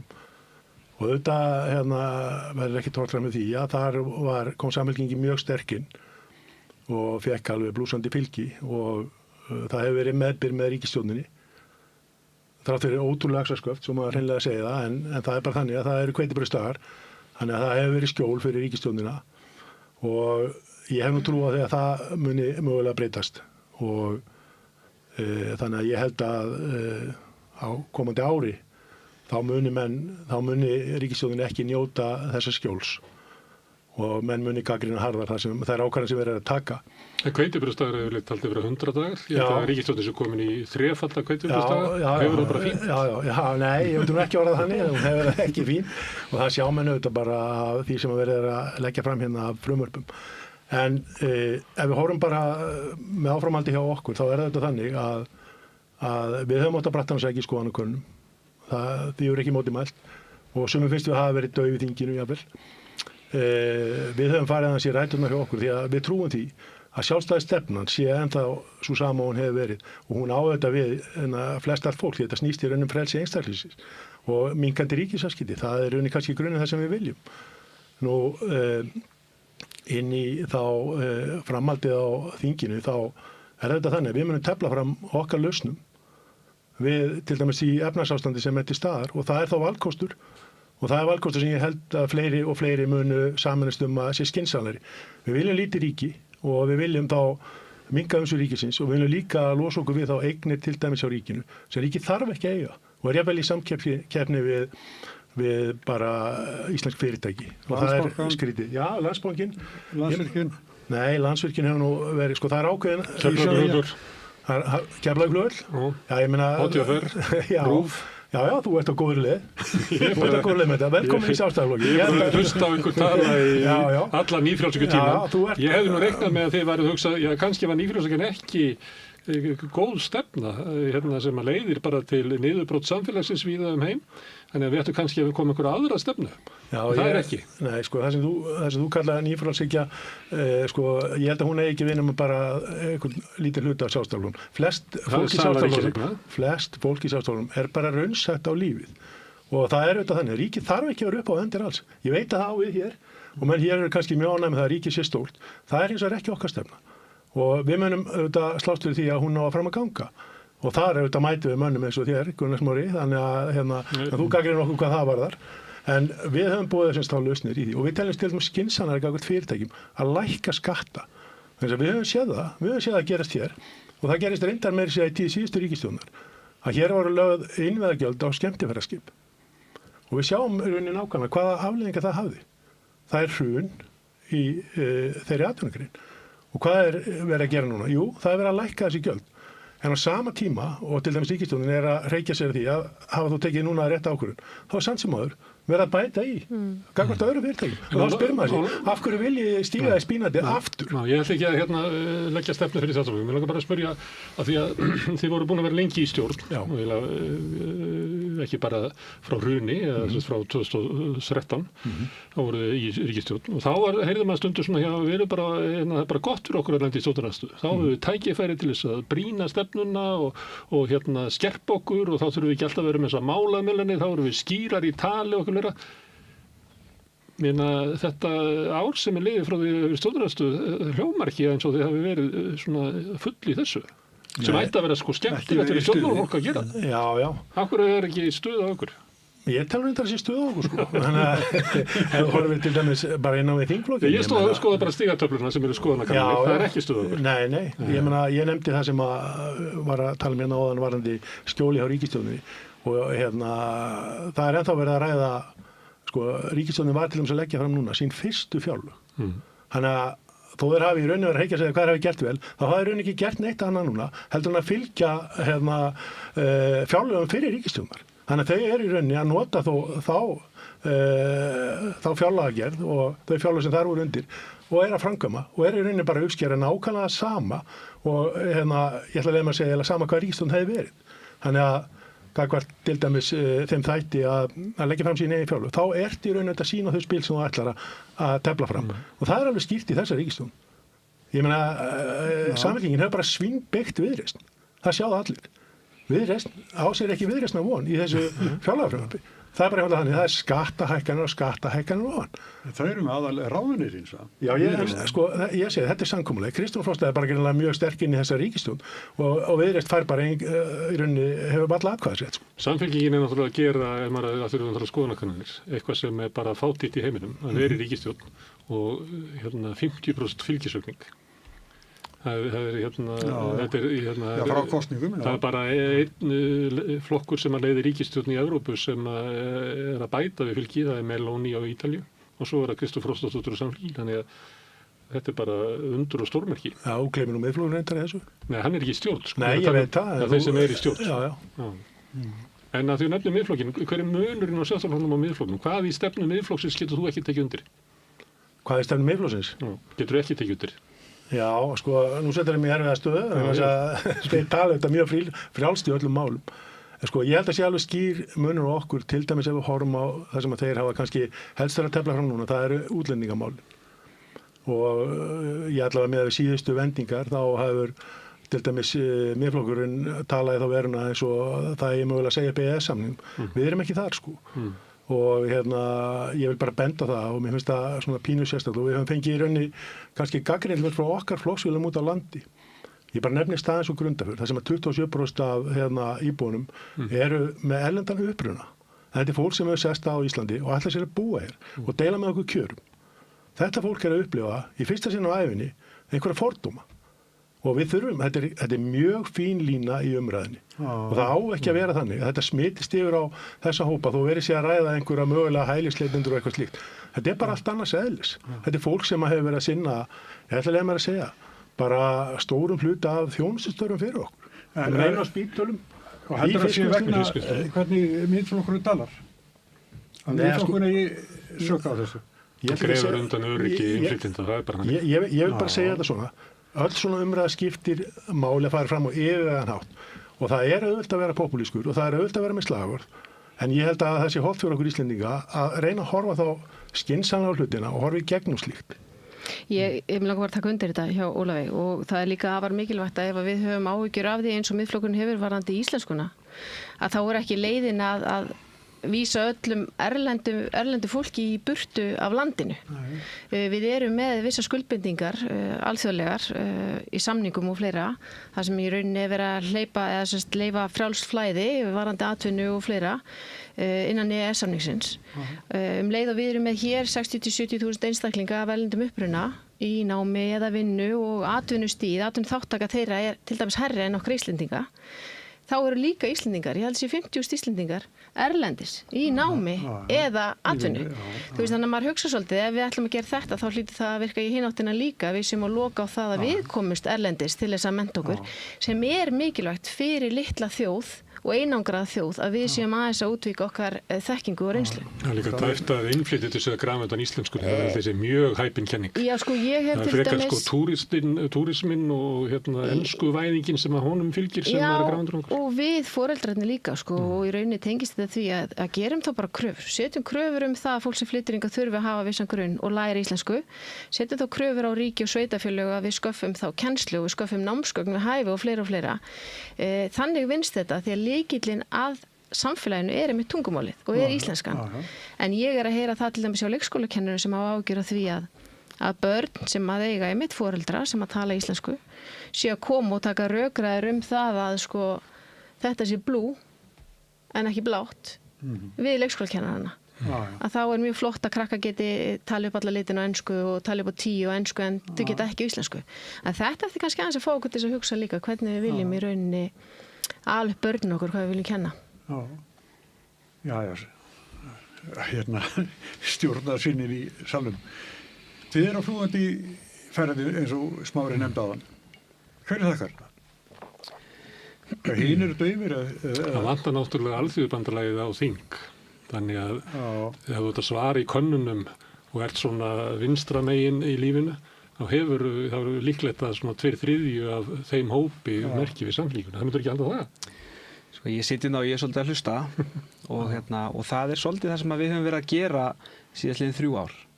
Við fórum mjög markvisst í það undir forystu Nýs formans að ferðast landið og ræða við fólkið út all land, hvað brennur á fólki. Og það sem við komumst bara mjög skýrt að það var langt á milli þess sem að vera ræðin á þingi og það sem brann á venjulegu fólki hringinn í kringum landið. Og við höfum reynt að forgangsraða okkar málflutningi og okkar verkefnum að beina kröftunum að því sem að bætir svona daglega líf venjulegs fólks. Fyrir síðustu kosninga var alveg skýrt að þetta snerist vexti og verðbólgu, þannig við vildum leggja fram raunhaft plan, hvernig var þetta að ná niður vöxtum og verðbólgu hraðar.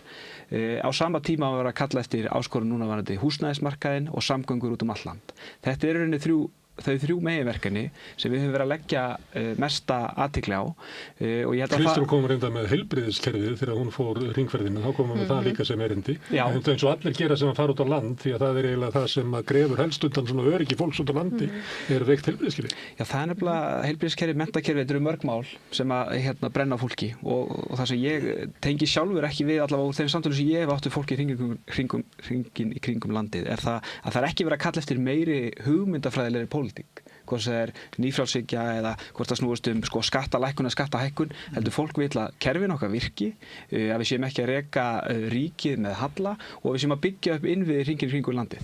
Það er að kalla þetta ákveðið skynsemi það kemur í rekstri ríkisins og það er svona það sem einkennir svolítið þessi fyrstu fjárlög okkar.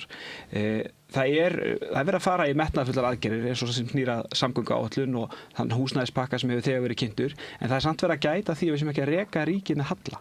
Í tíð síðustu ríkisstjórnar var meðalhalli ríkissjóðs 115 milljarðar. Þetta er undirliggjandi forsenda þess að verðbólga fór upp úr öllu valdi og stýrivexti þurfti að hækka. Í þessum fyrstu fjárlögum erum við að helminga rekstur ríkissjóðs sem er komin undir þá 30 milljarða og svo er stefnt að því að leggja fram hallalaus fjárlög á næsta ári. Þetta skiptir gríðarlega miklu máli í því að ná niður vöxtum og verðbólgu, síðan boðað var til kosninga á 12 mánuðum, hafa stýrivexti verið lækkaði 5 sinnum og nú er sögulega lægsta verðbólga síðastliðin 5 ára. Þannig að þetta finnur fólk á húsnæðisláninu sínu, á yfirdráttarvöxtunum sínum og öðrum lánum sem það hefur og ég held að fólk kunni að meta þetta, það sé verið að vinna í þeirra þágu. Bara nefna eitt í þessu. Mér finnst alltaf pínu sérstætt þegar Guðmundur Ari nefnir þetta með 115 milljarða og ég meina að það sé ósangjarnt þegar hann teflir því fram. Út af COVID og Grindavík. Já, akkurat. Mér langar bara að spyrja Guðmundur Ara, svo takk ég það besta fyrir. Hvernig hefðir þú hagað rekstri ríkissjóðs á þessum tíma þegar COVID var og síðan í kjölfari Grindavík. Hefur ekki tekið sambarlegar ákvarðanir og voru teknar í þáverandi ríkisstjórn. Hvað hefði Samfylkingin viljað? Á þessum tíma gæti ég allavega ekki heyrt og ég ekki verið á þingi annan en Samfylkingin var að hvetja stjórnarliða til þess að taka stærri skref heldur en var verið að gera og leggja meira til. Þannig ég spyr mig, af hverju ert að tína til þessa tölu 115 milljarða og minnist ekki á þetta? Einfallega vegna þess að þetta er bara staðreynd málsins að rekstur ríkissjóðs var rekið með 115 milljarða halla í tíð síðustu ríkisstjórnar og þegar spurt hvað myndum við hafa gert öðruvísi og þá er svolítið verið að beina sjónum á því höfum við sko farið í minni aðgerð til að styðja við atvinnulíf eða heimili landsins. Nei, það er ekki það sem Samfylkingin kallaði eftir. En það sem Samfylkingin að kalla eftir að þegar ríkissjóður þarf að leggjast í aukin útgjöld, til dæmis til að styðja við atvinnulíf, styðja við heimili, þá er mikilvægt að horft sé á tekjuhliðina líka. Og síðasta ríkisstjórn, allavega fjármálaráðuneyti síðustu ríkisstjórnar, var svo fast í þeirri pólitík að það mætti ekki sækja tekjur, hvort sem það væri á breiðustu bökin eins og varandi veiðigjöld, stórútgerðin eða annað, að þeir einfaldlega héldu áfram að auka sko skattaglufur, skattaafslætti á ríkasta fólk landsins á sama tíma og tekjuþörfin var meiri. Þannig að þegar þú þurftir að fara í stórvæg útgjöld til að styðja við íslensku þjóðina sem var sátt meðal allra flokka á Alþingi, þá var ekki farið í sambærilegar aðgerðir til að fá inn tekjur í ríkissjóðs til að standa undir þessari þjónustu. Og það er það sem ný ríkisstjórn er búin að gera á fyrsta árinu sínu, það er að tryggja það að íbúar að kalla eftir bættum vegum út all land, er að kalla eftir bættri heilbrigðisþjónustu, bættum skólum, en það verður ekki gert með að lækka skatta. Við verðum að tryggja jafnvægi milli skatta og tekna og útgjalda ríkisins því annars lendum við því sem síðasta ríkisstjórn lendi í að vera rekin með 115 milljarða halla að verðbólga fór upp fyrir 10%, stýrivextir í 9% og fólk er ennþá að finna fyrir þessu. En þessi röksemdafærsla gengur ekki upp. Nei. Hún gengur ekki upp. Þú ert að tala um að á sama tíma erum að leggja allt þetta til, þá áttu að skattleggja sama fólk. Bara að skattleggja sama fólk og var að til þess að Grindavík. Ég meina var ekki tekin ákvörðun að greiða Grindavíkur kostnaðin í rauninni eða það er að segja sko til og með varnargarðan og það í gegnum fasteignagjaldið. Var ekki tekin ákvörðun það? En svo skulum við líka aðeins horfa á það að þú veist í tengslu við skatta, nú erum við bara komið með vinstri stjórn sem er að hækka skatta á almenning. Kallar ríkisstjórn vinstri stjórn? Já, þú sér það alveg og þú sér merkin með, ég fór yfir það áðan var þetta söguna á 2007 þegar vinstri stjórnin var við lýði. Þetta er bara álíka fjárlög, 9% hækkun á útgjöldum, en hér er verið að státa sig á því að skila ríkissjóðum 30 milljarða halla og bera saman við fyrir ríkisstjórn og án þess að taka forsendurnar sem að lágu þar að baki sem ég finnst ekki sanngjarnt. En það er alltaf, það er líka milli hluta. En tökum þá til líka tekjurnar sem að núverandi ríkisstjórn er að fá einmitt óvænt upp vegna þess að það var svo mikill hagvöxtur.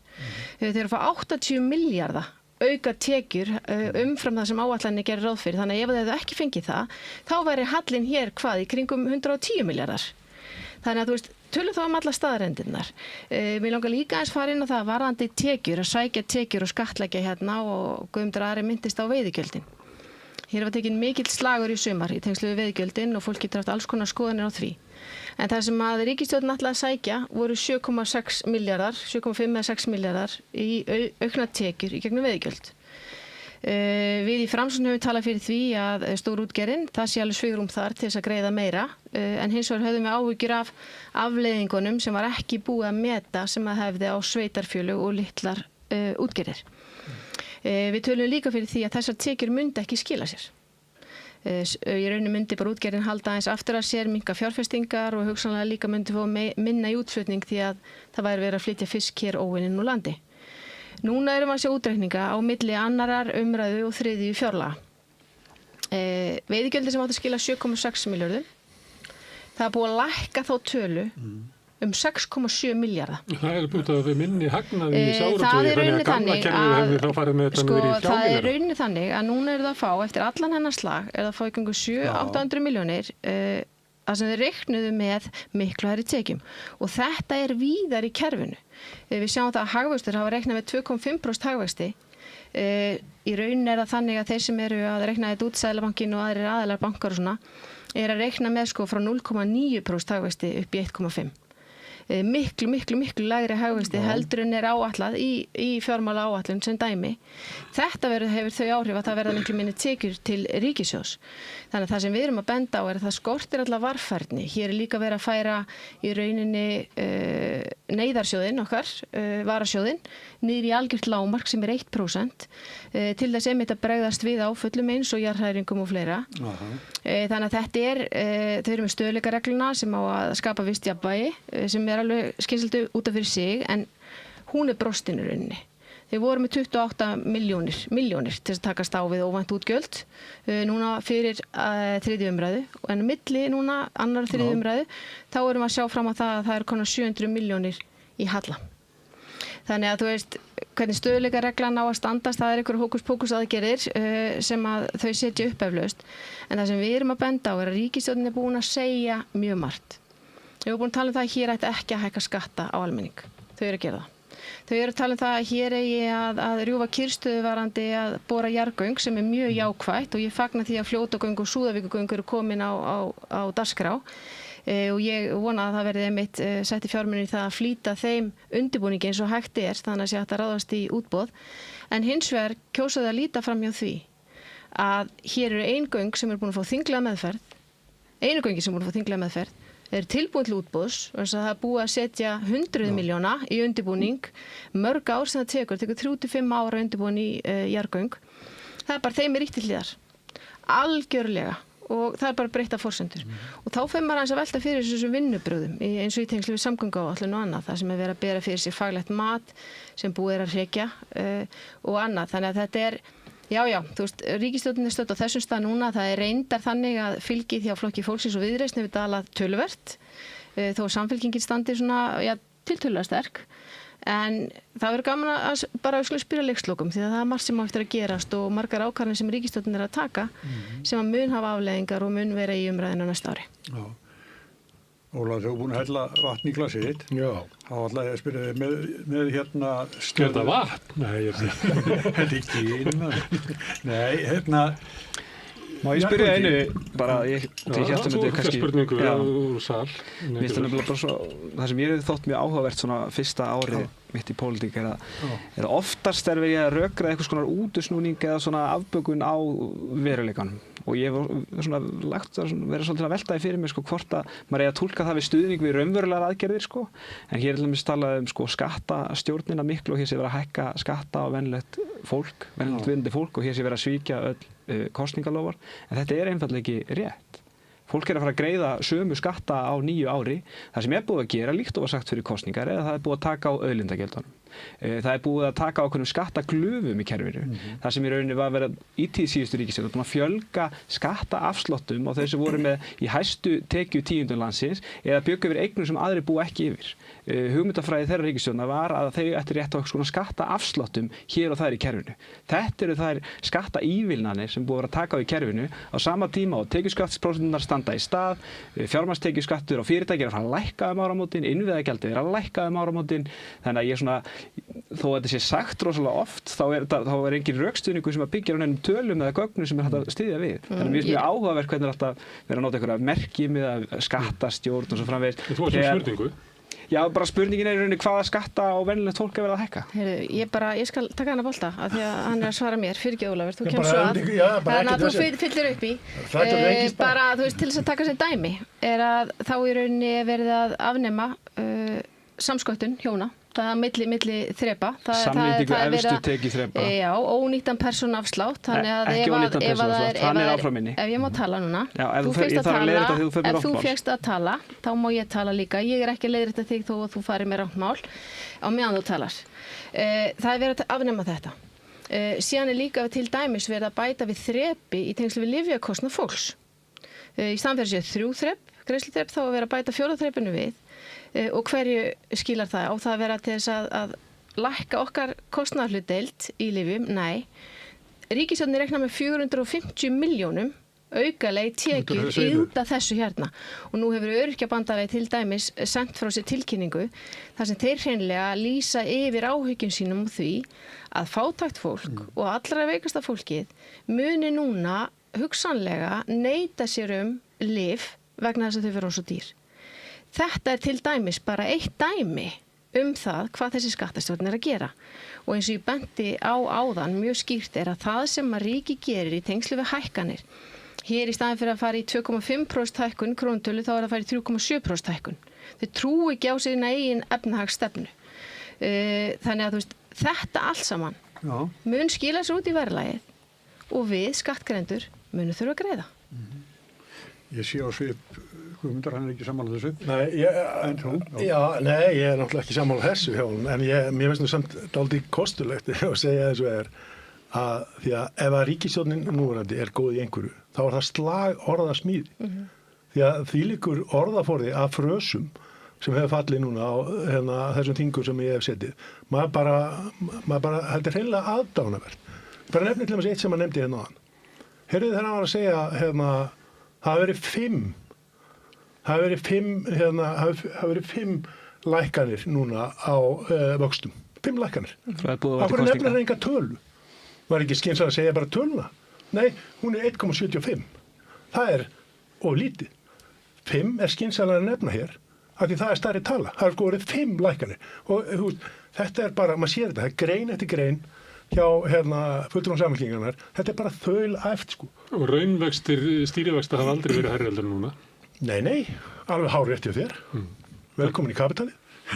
Velkomin í kapitalið. En sko, varandi að því líka hér var nefnt, sko, ætlum við varandi veiðigjöldin, ég verð að koma að það. Af því að hér var rætt að tekjur hafna, þetta væri augljóslega að vera að rýra tekjur hafna, með að nota ekki, með að fara aðarleið heldur en til dæmis núverandi ríkisstjórnin að fara. Hvað hún að gera núna varandi hafnabótasjóð? Hjá sömu aðilum, og hún var að kvart undan að fengi ekki tekjur. Býtu, ekki ríkisstjórnin að breyta akkurat hlutfallinu það hvernig sveitarfélög að greiða versus ríkið? Fara úr 60-40 í 40-60. Þannig að sveitarfélög að taka stærri hluta af því. Var þetta semst gert á með veiðigjaldi til þess að það auðveldara fyrir ríkið? Eða léttundi með ríkinu? Hvað er því sem þetta leggja til hafnana? Svo líka annað, bara svo ég grípi boltan að ríkisstjórnin talaði það að þessi veiðigjöld 7,5 milljarðir ætti að fara í vegi á landsbyggðinni. Þau tala það að kílómetragjaldi sem 3,3 milljarðar og eiga á að vera í rauninni tekið hlutlaust. Það alls ekki, það á að skila 3,3 milljörðum í ríkissjóð. Þannig að það aukning þar og ég talaði vörugjöldin, kílómetragjaldið og veiðigjöldin, og vörugjöldin 7,5 milljarðir. Samtals þetta 18,3 milljarðar og allt þetta átti í rauninni að fara í vegaframkvæmdir og á landsbyggðinni. Það sem hins vegar horfur aukningun í samgönguáætlun og nú þetta með fyrirvara, ég á eftir að fara ítalega í þetta en miðað við þær tölur sem ég sé núna í fljótu bragði, þá verið að hækka framlag til samgangna 7,5 milljarð.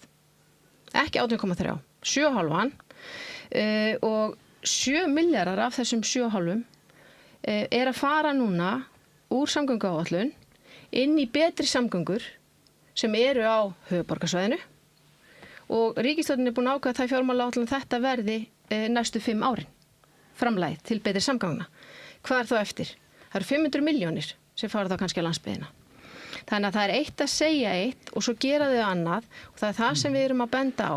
Og svo á stofna innviðafélag sem mjög jákvætt og við höfum svo sem talað fyrir líka, eins og við vitum ekki hvernig það á að vera, hvað á sett inn í það og hvað verkefni fara undir, hugsanlega á landsbyggðinni, hugsanlega jarðgöng þegar að því kemur.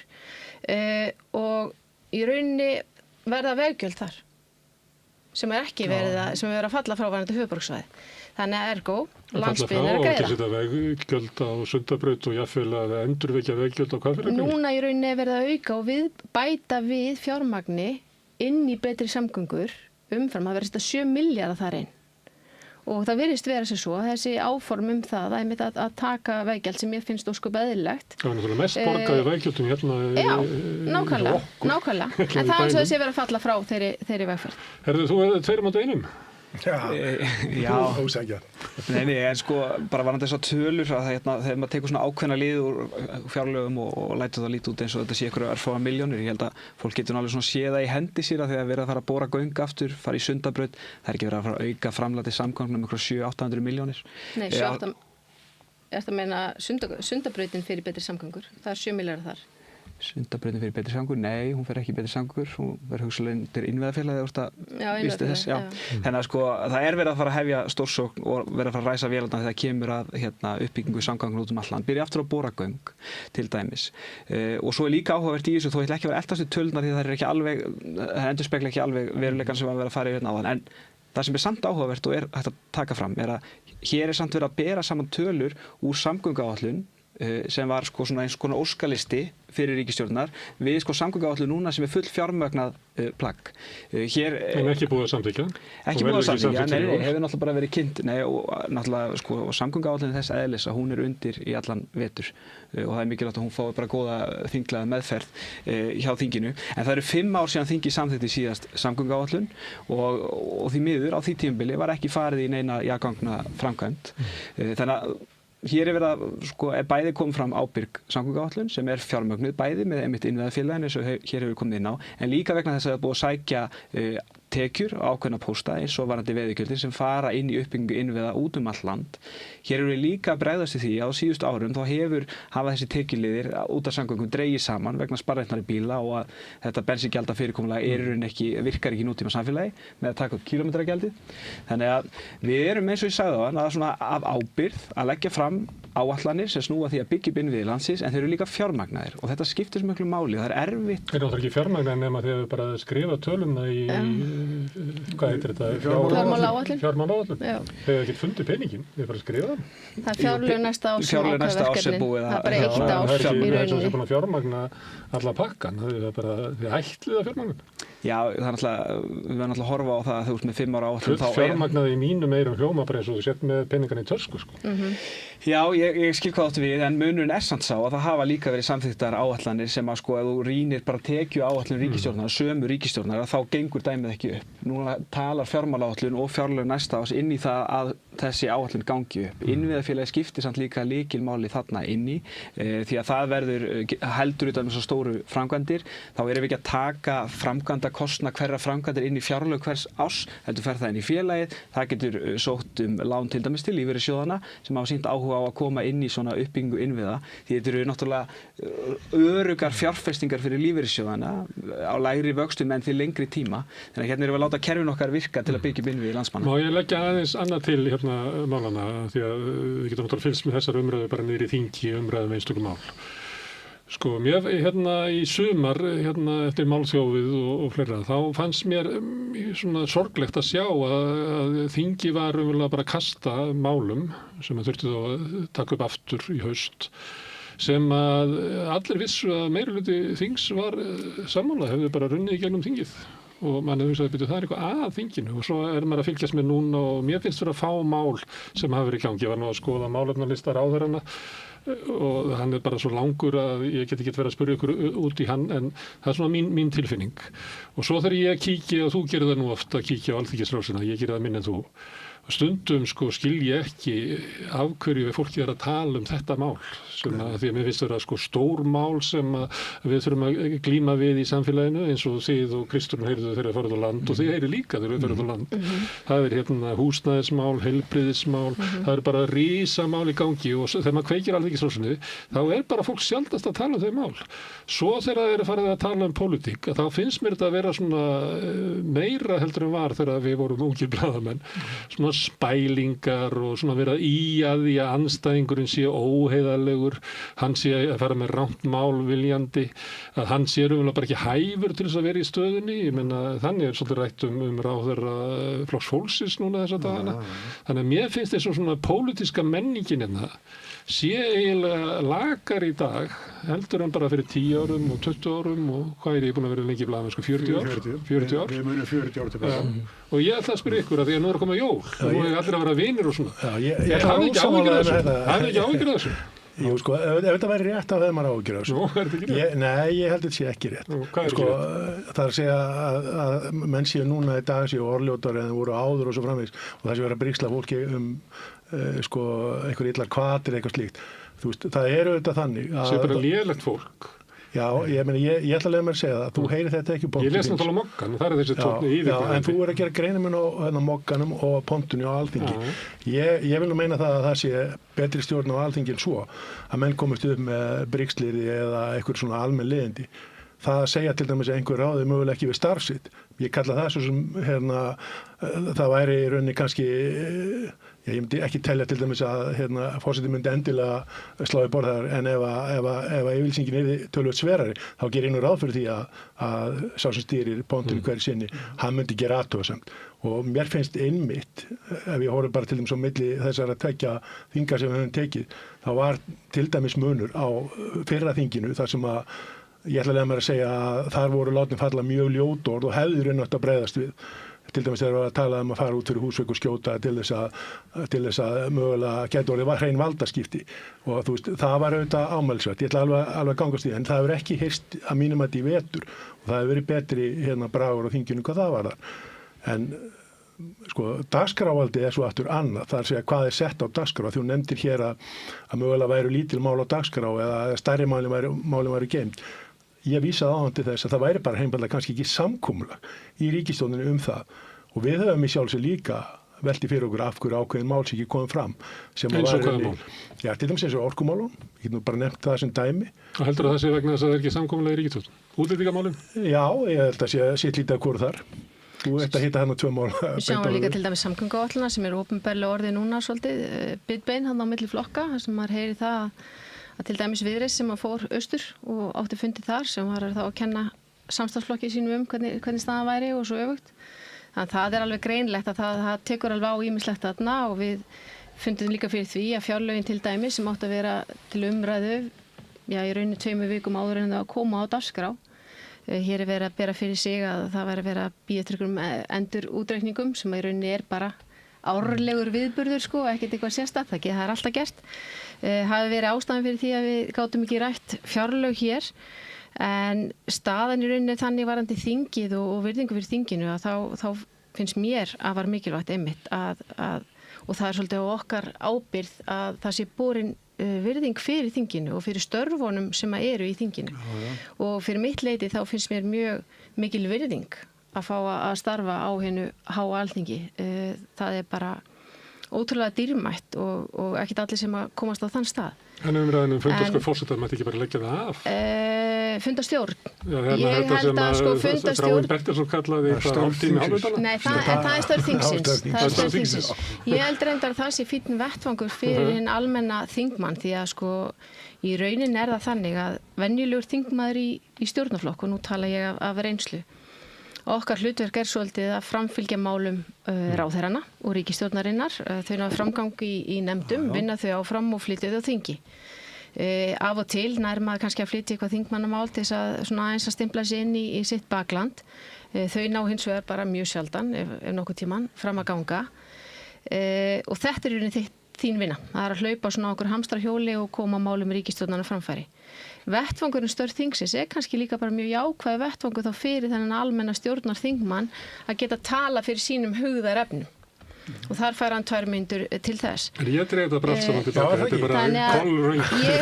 Ég held að þetta sé mikilvægt og líka bara með til þess að bregðast við því sem er að gerast dagsdaglega. Við vöknum að morgun til, lítum á fréttirnar eða fáum símtölu eða tölvupósta og þá getum við tekið það efni ef okkur finnst það mjög mikilvægt að komast á framfæri og talað það í störfum. Já, þannig að þetta er svona viss vettvangur sem er mikilvægur að mínum mati. Ég hugsa stundum að hverju skrifa fólki ekki bara grein í Vísi í staðinn fyrir að vera að eyða tíma þingsins í þetta. Fólk lesa ekki alltaf greinar, það er nefnilega málið. En það er margir að horfa á þetta. Ég horfði stundum en ég er búin að gefast upp. En dagskrávaldið, af því þú nefndir það hérna og málin sem voru látin bíða eða mæta afgangs í sumar. Í raun er þannig að dagskrávaldið er auðvitað forsetars hverju sinni og forseti ákveður hvernig dagskráin er sett upp. Við gerum alls konar tillögur hérna síðastliðið voru að koma fleiri málum á dagskrá og undan, því var hafnað, en eins og ég segi, þannig að það er í rauninni bara forgangsröðun ríkisstjórnarinnar hverju sinni, hvernig hún stillir upp dagskráni. Herðu, Guðmundur, það er þetta komið fram hérna, ríkisstjórnin er eiginlega gliðna. Já, ég ætla kannski að fá að koma hérna inn í það sem við erum að ræða hér. Ég held að hluti að þessari svona upplifin sem þú ert að lýsa er rauninni það að þegar mál fari í fjölmiðla þá er það oftast þegar eitthvað er orðið stopp eða þegar verið að rífast eitthvað innan þingsins. Ég meina bara á þessu eina ári síðan ég kom inn á þing þá erum við búin að leggja fram mál sem snúa að fæðingarorlofinu, við erum búin að leggja mál sem snúa fram varðandi grunnskólana, við erum núna að leggja stað í talsverða vinnu varðandi framhaldsskólana, við erum líka búin að uppfæra menntasjóð námsmanna, það er að leggja fram nýja háskólastefnu, það er að vinna nýja atvinnustefnu, við erum að taka fyrir húsnæðismálin, við erum búin að taka fyrir samgöngumálin, við erum búin að taka skatta og svona gjaldamálin, við erum búin að taka fyrir að fjölga lögreglumönnum, byggja við spítala, byggja við verkmenntaskóla, við erum búin að horfa sérstaklega á aldraða varðandi frítekjumarki, við erum búin að taka frumvarp varðandi að festa almannatryggingar við launavísitölu, við erum búin að hækka eingreiðsluna, við erum búin að gera rosalega mörg mál sem snerta rosalega mörgum málaflokkum, en auðvitað fer þetta ekkert alltaf í umfjöllun fjölmiðla og svo framvegis og það er bara gott, því það er sátt þessu mál, þetta eru góð mál sem er að gera Íslands samfélag betra heldur en það var fyrir ári síðan. Ekki sátt breytingar Guðmundar Inga á framhaldsskólanum. Það er engin skólastjóri á landinu saman að þessu. Já, nú verðum við að aðgreina annars vegar milli þess að hann er núna komin af stað í samráðsferli varðandi það hvernig getum við bætt framhaldsskólastig út út land. Hann er kannski hægt að fara rúnt landið á sama tíma og sú vinna hefur verið í gangi að þá erum við búin að vera núna að klára uppfæra lög framhaldsskólana sem eru svona til þetta frumvarp sem bætir umgjörð framhaldsskólana á marg þetta vegu. Þannig að hér er bæði verið að hugsa til framtíðar, hvernig þú efla framhaldsskólastigið til framtíðar og uppfæra lög sem snúa framhaldsskólum í dag. En mér langaði bara út af því að nefna þetta varðandi svona störf þingsins og hvernig gangun og svo framvegis.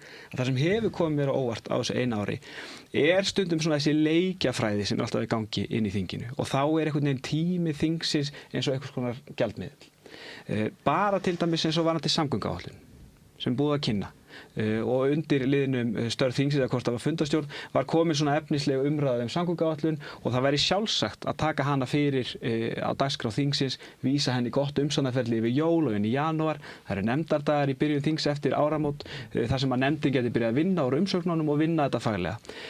Það tekur tíma að vinna samgönguáætlun, það þarf að gera það vel, þannig að þetta er hagur þingsins alls að gera þetta og þetta er hagur landsmanna samgönguáætlun sé afgreidd sem fyrst, svo sé þetta hefja framkvæmdir, ræsa vélarnar. Þetta hefur mætt mikilli andstöðu. Nei, það er ekki sanngjarnt að setja þetta fram. Nei, þú ert ekki alveg heiðarlegur núna. Vegna þess að við höfum bara komið því skýrt á framfæri á fundum með þér og forseta. Ég er að vísa bara til þessa eina dagskrárlið þingsins. Nei, það komu fulltrúar frá 2 flokkum. Það er bara 2 umræður, sko.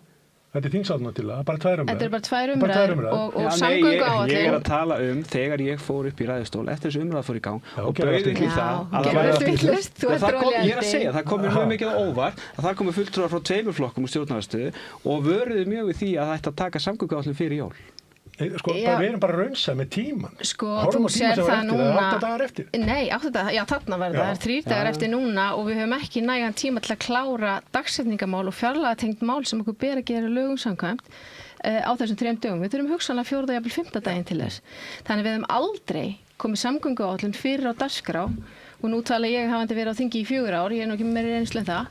Að það er engin tími til þess. Ég tala nú vegna þess að samgönguáætlun sem er ný samgönguáætlun nýra ríkisstjórnar fór ekki samráðsgátt sem að vanin er og hefði verið ósköp eðlilegt að hún hefði fengið 4-6 vikur þar til þess að fá umsagnir til að gera hana betri. Það var litið fram hjá því og talað samráð að það veri farið hér landið heyrt í fólki, eins og það var ekki tekið til dæmis sjónarmið Austurlands og ef við horfum á samgönguáætlunna þegar þér er ekki ykkur að því að ræsa vélarnar og nú hef ég bara alveg fyrirvara, ég á eftir að fara og skoða þetta ítarlega. Ef þú horfir á þetta og þú horfir á til dæmis umhverfismatskaflan sem er með hverju samgönguáætlun því þá skila skýrslum umhverfismat varðandi framkvæmdirnar í áætlunni. Þá kemur fram í textanum að þurfa ekki að skila sérstakri skýrslu því að skýrslan frá árinu 2023 sem fylgdi samgönguáætlun þá, 2023, hún tekur á öllum þessum framkvæmdum sem eru í samgönguáætlun sem eru lagðar fram núna. Fyrir utan kannski fjárðagöng sem er nýtt. Þannig að það var ekki talið tilefni til að leggja fram nýja skýrslu varðandi umhverfismat og þegar þú horfir á verkefnin, jú, þetta er megnin til sömu verkefnin, hins vegar eru þau kannski örlítið færri og það verið að færa þau aftar á framkvæmdalistan og það allar vélarnar sem á að ræsa. Þetta er rauninni bara út af því að það var ekki búið að framkvæma neitt En síðan á ástæðan þessum fyrir því tíma. líka að það var ef fólk ekki er búið að- viðkvæmt gagnvart umræðunni gagnvart samgönguáætlun og út af ég var svona meira að svara þessu almennt út í og spurður út í svona störf þingsins og hvernig andinn er á þinginu og svona vinnuvarandi mál. Þú veist, þetta var svona alveg líka varandi vorið að þó það var alveg tími í allir þessu veiðigjaldumræðu og svo framvegis að taka önnur mál líka þá finnum maður það bara svona að það er vont í þingsköpum Íslendinga sem er ekki á hinum Norðurlöndunum. Á Norðurlöndunum þá er meiri svona stundaskrá utan dagskrána. Þannig að það er bara ákveðið á haustan verið fjallað þessi mál og þau fá ákveðin tíma í dagskráni, meira og minni hluti bara upplýstur það, þeim er úthlutað ákveðin ræðutími og við erum að tala um að þessi ræðutími er kannski innan við 2 klukkustundir sko. Og það er ekki lýðræðis, það er ekki verið að brjóta lýðræðislegum réttindum fólks á Norðurlöndunum. Þetta er bara samkomulag. Svo okkar kerfið sér þannig að stjórnarandstaðan hafi verið vel að tæki til þess að koma í veg fyrir það að ríkisstjórnin nái málum fram, jafnvel málum sem mikill meirihluti þingheims er sammála um. Þannig að bara til þess að geta hýjað og ykkur og setja því náðu engu í gegn. Já, ég meina, við erum alltaf að byrja, ég hugsa nú ákveðna fjölmiðlegu hluti sem var í gangi bara núna helgina og svo sem orð sem hafa fallið fyrir í dag varandi það að ríkisstjórnin sé að gefast upp á öllum hinum málum sem er ekki verið að taka til afgreiðslu. Ég meina, það vita það held ég allir landsmenn að ríkisstjórnin gæti afgreitt fleiri mál og verið mjög til í það. Það var lausu þingið. Nei, ekki lausu þingið, en það þarf bara, þingið þarf að virka, það er gott samtal og ég ætla sko, ég er ekki að reyna að hleypa einhverju í háa lofti, ég er bara að bregðast þessari spurningu að þá vil ég taka það fram að störfin hafa gengið vel í haust. Ríkisstjórnin tók til sín athugasemdir frá síðasta vori. Ný ríkisstjórn mætti mjög brött til leiks með mjög metnaðarfulla þingmálaskrá út í það einmitt, langaði bara að hrinda mörgum málum í gegn. Það mætti mikill andstöðu. Við mættum með öðruvísi leikplan varandi haustið að virðingu við þingið, við nefndastarf, við minnihluta, að vera með færri mál en bara vera búin að forgangsraða málum sem við teljum að sé raunhæft að klára á þingveldinum og ég held að það hafi verið undirliggjandi forseta þess að það hefur gengið. Áður en Ólafur fara orðið, þannig að bara benda á eitt fyrir þá sem er að hlusta, að þetta eru þingflokksformenn sem eru alltaf að semja hvernig eigi að afgreiða mál. Þannig það má alveg heyra svolítið tipli kringum jarðsprenggjur hérna. Það er vegna að fólk er vant að vera að semja þetta og þess vegna er þessi stundum að maður heyri svona skringilega valin orð sem eru. Já, sko, bara að því að við vorum að ræða meðal hans fundarstjórn á hann, en auðvitað er það þannig að ríkisstjórnin kemur með mál til þingsins, síðan er það þingið sem tekur við þeim og það er rauninni þingið sem setur lögin og þau eru rauninni bara höndum ráðherrans. Þannig að það eru þingmenni sem semja þetta og þess vegna erum við í þessu eilífa samtali og það verður að segja það, við erum öll saman það að þingið gæti verið effektífara heldur en það er í dag. Það gæti verið, við gætum verið árangursríkar í því sem við erum að gera en sko nú er þetta fyrirkomulag býður ekki upp á. Eini staðurinn sem við höfum til að gera einhverja athugasemdir eða ná eyrum, það er í pontunni. Við náum ekki að semja á neinum tímapunkti neitt annað. Ekki á þessum fundum þingflokksformanna. Nei, ég er að menna sko hvernig við hafa aðkomuna því. Við hefum líka aðkomi í nefndunum og... Já, við eigum að gera það og það hefur gengið betur núna haustan. En svo þú nefndi með fundarstjórnuna. Stór hluta því sem að snera fundarstjórn var þá yfirleitt að vera að kvarta yfir einhverju, til dæmis að fá ekki að taka móti gestum í nefnd. Og þetta var mismunandi milli nefnda. Ég nefndi til dæmis í einhversu samgöngunefnd. Það skipti máli hverju stýra. Og þar var bara aldrei skugga á. Við leystum bara ákveðningina nefndarinnar, punktur. En við erum líka með þá formann sem er sveigjanlegur og er tilbúin að taka tillit til þess sem að stjórnarandstaðan er að biðja um. Af því hann metur auðvitað svo. Það er í hag fyrir lagasetninguna að við séum að svara öllum spurningum. Sem er ekki í atvinnuveganefnd eða hvað? Já, atvinnuveganefnd gekk allavega að vera eiga við þessi mál. Það voru mjög margar athugasemdir gerðar við nefndarstjórnuna þar og reyndar í fleiri nefndum. Og sko, það stendur ekkert á stjórnarandstöðunni að taka þetta samtal hvernig við getum breytt starfsháttum þingsins en lykilatriði er það að þingi verður að virka.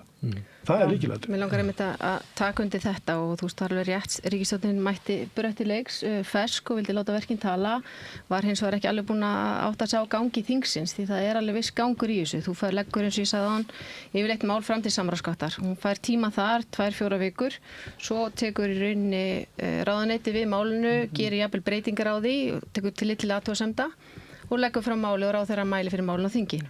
Þá er þetta komið yfir til nefndar og þá eru mál sett í umsagnarferli og venjubundin tími er í kringu 2 vikur svo umsagnar aðilar rauninni hafi tækifæri til þess að bregðast við. Í stórum málum er þetta jafnvel lengri tími og ég myndi rekna með því að núna þegar samgönguáætlun fer fyrir að því hún fór ekki samráðsgátt og hún fengi þá að lágmarki 4 vikur í samráðsferli þannig að sveitarfélög hefðu tíma sem sum funda bara einu sinni í mánuði til þess að bregðast við. Herðu þú ekki Norðausturkjördæmi, má ég aðeins spyrja, hvort viltu fljótagöng eða Fjarðarheiðargöng? Ég vil hvort tvekja og ég held að sé að þetta gera sko í rauninni... Þú ert ekki segja bæði á undan. Nei, vegna þess að ég sjálf bara á síðasta kjörtímabili og ástæðan fyrir því að hér að þið var að tala að það ekki verið neitt borað, við vorum að vinna að því að undirbúa göng og setja fjármunn í því og ég var ein af þeim sem að barði sko helst fyrir því að bæta auknum fjármunum inn í fljótagöngin undirbúningin svo að þau væru tilbúin fyrr sem þurfti einmitt í desember fyrir minni mig 1 ár síðan rúmi. Þannig að einu göngin sem eru tilbúin til útboðs og ef við ætlum raunverulega að rjúfa kyrrstöðuna, raunverulega þá eigum að fara í útboð á Fjarðarheiðargöngum, við eigum að stofna þetta innviðafélag, setja fjármuni þar inn og þá er vel hægt að halda áfram undirbúning fljótaganga og fara í útboð þar. Þannig að það er hægt að gera hvort tveggja og ég er þar. En varðandi gang þingsins og varðandi að því hér er verið að vísa líka í Norðurlöndin, að þá er líka mikilvægt að hafa það í huga að jú, það er skipulagt ykkur dagskrá. En það sem gerist á undan, Guðmundur Ari nefndi það ekki.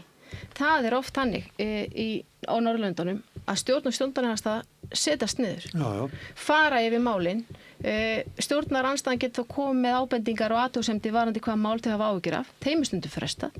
Þau hafa líka þannig að ef að í rauninni það hefur ekki farið fyrir samráðsgátt eða vantar áhrifamat, eins og til dæmis í veiðigjaldinu, þá er hægt að vísa því aftur tilbaka í ráðuneytið og óska eftir frekari vinnu.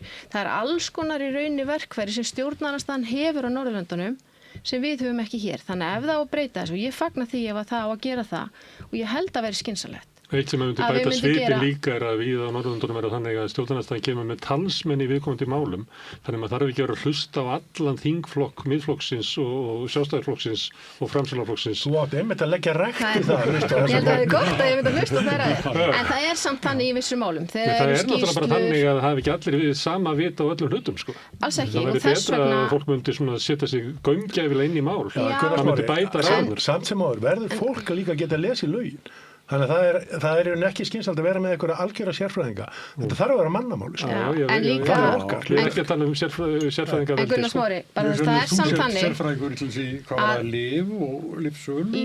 Ég er sérfræðingur í vissum umræðum, þá er samið umræði, það er samið tíma og það eru vissi talsmenn. Það er alveg þannig. En síðan er það líka þannig í vissum málum að þá fara oft nefndarmenn hvers flokks í umræðina. Þú ert hinum meginn við fljótagöngin, hvort má bjóða þær fljótagöng eða Fjarðarheiðargöng? Fyrst. Fyrst. Ég er nú á því, ef ég á velja með þessar tveggja, þá vil ég nú nefna það að Fjarðarheiðargöngin eru auðvitað komin á þann stað, það er búið að græja það. Þannig að ég skil vel að Austfirðingar séu óánægðir með það. Þetta hljómar svolítið eins og hann að ræsum vélarnar að þið séu að slökkva þeim, sko. Af því það er ein göng sem er tilbúin þar sem við getum bara byrjað. En þið ákveðu bara að setja hvað heitir það svona segl yfir vélina og bíða í allavega 1,5 ár, jafnvel 2, 3. Já, nú hefur innviðaráðherra kynnt þessa samgönguáætlun, hún fer núna til þingsins og hún byggir á því að þegar búið að liggja yfir þessum valkostum að það sé með þessari breyttu forgangsröðun er hægt að ráðast í fleiri framkvæmdir strax. Við erum með innviðaskuld út um all land upp á 100 milljarða og með þessari forgangsröðun ert að fara í, þú ert að tryggja hringtengingu Austurlands, þú ert að rjúfa vetrar einangrun Seyðisfjarðar, þú ert að stytta leiðina frá Seyðisfirði á sjúkrahúsið 60 kílómetra og líka tengja Seyðisfjörð við stærsta atvinnusvæði Austurlands sem er Fjarðabyggð. Þegar Fjarðarheiðargöngin voru kynnt upprunalega þá var þau kynnt alltaf í samhengi við Fjarðargöngin. En það var röng ákvörðun að hafa þau fremst? Það er allavega þannig að það er, held ég, að mínum mati, það blasir allavega þannig við mér að það er ástæða af hverju það er ekki búið að vera boruð göng í 5 ár. Það er ástæða af hverju það hefur ekki lögð fram önnur fjármögnuð fjárhagsáætlun fyrir samgönguáætlun og með þessu er hægt að fara í Fjarðargöngin, það er hægt að fara í Fljótagöngin, það er hægt að fara í Súðavíkurgöngin, þetta er allt nauðsynlegar framkvæmdir, samhliða öðrum eins og til dæmis að laga veginn við Öxi, fara í hringtorgið inn á Egilsstöðum, fara í hafnarframkvæmdir á Austurlandi. Það er bara þannig, ef þú ert komið svona uppsafnaða viðhaldsskuld, það er búið að bíða svona lengi með framkvæmd út um all land, þá er erfitt að fara í svona risavaxna framkvæmd í fyrsta skrefi, þá er skynsamlegra að brjóta framkvæmdirnar upp, byrja á fljótagöngunum, fjarðagöngunum, súðagöngunum og fara samhliða aðrar samgöngubætur. Þá ertu að ná markmiðunum fyrir sömu fjárhæð á styttri tíma og þegar vera að bera saman óskalista síðustu ríkisstjórnar sem var ekki fjármagnaður við þessa samgönguáætlun, þá það ósanngjarn samanburður að því leyti að af hverju var ekki farið í framkvæmdirnar, af hverju var ekki lögð fram önnur fjármögnuð samgönguáætlun. Það var út af því að það var erfitt að láta dæmið ganga upp á þess að allir fjármunir færi í þessa einu framkvæmd. En ein rödd sem að heyrist það er aldrei að marka ríkið með sameinuð sveitafélög á Austurlandi. Bara það sem að grundvallaratriði var það Fjarðarheiðargöngur lögð. Og þá réttir upp hönd maður á Kjalarnesi sem eru við sameinust Reykjavík því að þeir lögðu okkur Sundabraut. Það bara er aldrei að marka ríkið.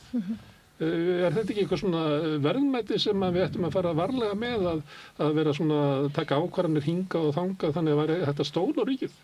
Jú, það skiptur gríðarlega miklu máli að stjórnmálamenn standi það sem segist að gera og leggi líka ekki fram áætlun sem þið get ekki staðið við. Samgönguáætlun er lögð fram til 5 ára og hún er að renna út núna áramótin. Við erum að leggja fram samgönguáætlun, síðast ríkisstjórn lagði fram samgönguáætlun 2023 sem fekk ekki samþykki í gegnum þingið og fjármögnun. Og það er ástæða fyrir því að það var ekki stuðningur varandi það upplegg sem var þar innan þeirra ríkisstjórnar. Núverandi ríkisstjórn er búin að líta yfir þessar áætlanir og telur þetta að vera skynsamlegust tilhögun eða ráðherrann telur þetta skynsamlegust tilhöguna. Núna vonandi sem fyrst, fljótlega þá eftir áramótið eða fyrir jól eftir hvernig bara samtölin fara áfram varandi samgönguáætlunina og tími líður, ég gerir mig grein fyrir því. Þá fær Ólafur Adolfsson og félagar hans í umhverfis- og samgöngunefnd samgönguáætlun og munu fá fjöldamargar umsagnir, þeir munu fá gríðarlegt magn af upplýsingum frá sérfræðingum, frá hagaðilum og ég vil taka það fram þó ég sé að útskýra svona rökin á bakvið þessa samgönguáætlun sem að samgönguráðherra leggja fram. Þá sjálfsögðu skil ég vonbrigði þess fólks sem að gerði ráð fyrir því að það væri næst í röðinni. Það er bara mjög eðlilegt. En það er hlutverk ráðherrans og núna þingsins að líta yfir þessa áætlun og taka upplýsta og vel rökstudda ákvörðun í vonandi sér fyrst og í vor. Við fengum þetta bara 2 valkosti hérna, að velja melli. Við höfum eftir það kannski ræði þinginu. Ég gerir ráð fyrir að hann væri sammála ráðherranum að taka fljótagöngu. En nú er þessum fundi lokið. Þið settum marathon met hérna í og það er orðið svo heilt í stúdíónu, við erum svo fátæk sjónvarpsstöð, við erum ekki efni á almennilegri loftræstingu, en við byrst afsökur á því. Guðmundur Ari, Ingibjörg og Ólafur, takk fyrir komuna. Takk fyrir okkur. Takk. Og við sýtum hérna fram bræðinir. Alþýðufélagið er frábær hugmynd. Félagsgjöld í Alþýðufélagið eru krónur 2.750 á mánuði og renna óskipt til dagskrár og útsendinga samstöðvarinnar. Samstöðin.is Móður ást, sólmánuður eftir verðlaunahöfundinn Kristínu Ómarsdóttur er seiðmögnuð saga sem hittir í hjartastað. Forlagið Fiskislóð. Loftslagsvísir Hellnaskers sýnir að losunarfrekustu fyrirtæki Íslands losuðu yfir 4,7 milljón tonn af koltvísýringi árið 2024 og heildarlosun jókst 9%. Með þessu viljum við minna á ábyrgð og gagnsæi. Gleðileg jól með von minni losun á komandi ári. Ertu með fundi, fræðslu eða kynningar? Vorstjarnan býður baráttuhópum og félagasamtökum aðgang að ódýru húsnæði í 105 Reykjavík. Hafðu samband á vorstjarnan@vorstjarnan.is. Staðreyndirnar eftir Hauk Má Helgason er glettin og graf alvarleg saga vélrænt vit og uppgjör við fortíðina. Forlagið Fiskislóð. Gerist áskrifendur á samstöðinni og taki þátt í að byggja upp öfluga og róttæka samfélagsumræðu.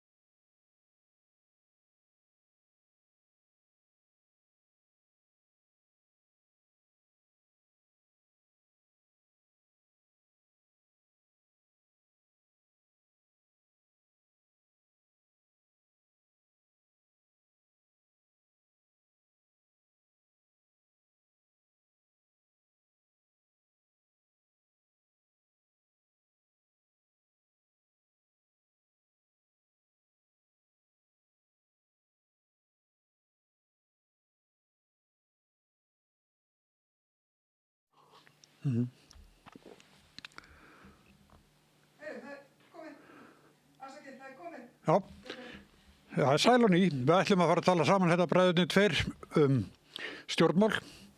Ég fór fram að sækja vatn og fann þar Sönnu Magdalenu Mörtudóttir. Vertu velkomin. Takk. Hvernig gengur með nýja frambóðið þitt? Já, ég stegi þarna fram og sagði að ég er tilbúin að bjóða mig fram og hérna er fólk þarna sem hefur áhuga að vera með í því. Þannig að þetta er ekki alveg full mótað eitthvað hjá mér einni. Nei. Ég er að vonast til þess að koma þetta bara stór hópur í þetta og hérna það er fólk búið að vera að skrá sig. Og á fundin þá nýja ári þar sem að við ætlum þá að koma saman og ræða næstu skref og hvernig við getum lagt fram öflugt vinstra félagshyggjuafl í borginni. Já, maður skynjar svona umræðinni að Píratar séu bara mjög hrifnir að þessu. Einmitt, stjórn Pírata var með fund í gær og allavega samþykti að ganga svona til viðræðina, þannig ég það er þetta bara gott að fólk sé tilbúið að tala saman af því við verðum að vera tilbúið núna í sveitarstjórnarkosningum 16. maí að geta búið fram eitthvað sterkt félagshyggjuafl og ég bara vona að fólk svona þetta höfði til þeirra sem að trúa því að félagshyggjan sé svarið við vandamálum dagsins í dag að koma saman í þessu vegferð svo við getum verið öflug. Og ef ekki myndi þá vanta þessa vinstri hliðina í borgarstjórn. Það er fólk verið að tala við mig og bara hvað get ég kosið í vor af því það sér ekki fram á að geta sett X við J þannig það er að spyrja sig verður ekki pottið eitthvað svona frambúð sem byggir á því sem þú Sanna hefur að gera á síðust árum sem sósíalisti og bara getum við ekki pottið verið vissum að verði eitthvað sterkt vinstra afl í borginni þannig ég þetta bara finn til ábyrgðar og stíg þess fram með þetta eins og ég geri. En það er samt margir búin að samband við þig og verður fundur í janúar? Já, snemma í janúar, þannig að bara fylgjast með inn á vortilvinstri.is og skrá sig þar og fólk einmitt sem hefur hakað við kassana það er tilbúið að leggja hönd á plóg og það er bara mjög ánægilegt að sjá að fólk er tilbúið að koma saman og hjálpa með öllum þeim leiðum sem það getur til þess að láta þetta verða veruleika. Píratar voru með fund bara daginn eftir að þú lýstir svo yfir það sem er gefa stjórninni heimil til þess að leita leiðum til þess að vera með í sameiginlegu framboði. Lítur svo á að þessi tillaga sé samþykkt út af yfirlýsingu þinni eða að því að þú talar eiginlega svona ekki flokkonum frí en þarna er eins og stjórn flokksins eigi að vera í viðræðum maður sér ekki alveg hvernig þetta geta gengið saman. Sko, einmitt, maður veit ekki Hefur stjórnin það sambandið? Ég hef bara aðeins heyrt í formanni, bara aðeins en sko, einmitt, það er spurningin sko, sér fólk fyrir sér að fara nokkri flokkar saman ég myndi helst vilja leggja áherslu á að þetta væri bara eitthvað nýtt, þetta væri eitthvað ferskt og þetta væri hópur, en það þarf bara að koma í ljós hvernig það gengur. Hvað er þetta þá ef þetta er bara hópur? Það er bara þetta Sanna og hvað? Félagshyggjuaflið, ég vona að það sé hægt en einmitt, það hafa kannski verið einhverja viðræður í gangi á síðustu vikum og svona fólk að ræða saman hvort það sé þetta saminast undir félagshyggjumerkjum, það eru þetta svona mín draumasýn að Svo myndi vilja að væri þess ekki sameiginlegt frambóð Pírata, sósíalista og VG. Já, ég myndi vilja að fólk kæmi saman. En þú myndi vilja að VG og Pírata myndu lýsa yfir að þeirra myndu ekki bjóða fram en styðja þetta frambóð. Já, að koma í það. Það væri svona draumaleiðin þín. Það væri draumaleiðin mín, já. Varstu búin að tala við eins og Líf og Dóri Björn, Alexander? Það er eins og Líf skiptum skoðum því að fyrst þetta kemur fram eða alveg það leiti þegar Sanna kemur í yfirlýsinguna þá talar hún að ég að fara fram með VG. Svo daginn eftir að þá er hún opnari fyrir sameiginlegu framboði. Í raun var ég bara lítilega búin að nefna þetta, svo ég segi það. Svo stíði þarna fram og tilkynni þetta og bara vona það besta. Þannig að þetta er svona smá áhætta sem maður er að taka, en ég vona bara að þetta skref leiði áfram í eitthvað gott og jákvætt. Eitthvað verður náttúrulega að stíga bara í fremstasætið og leggja stað, annars hreyfist ekki vagnin, sko. Nei. Þetta er eitthvað sem við þurfum að fylgjast með.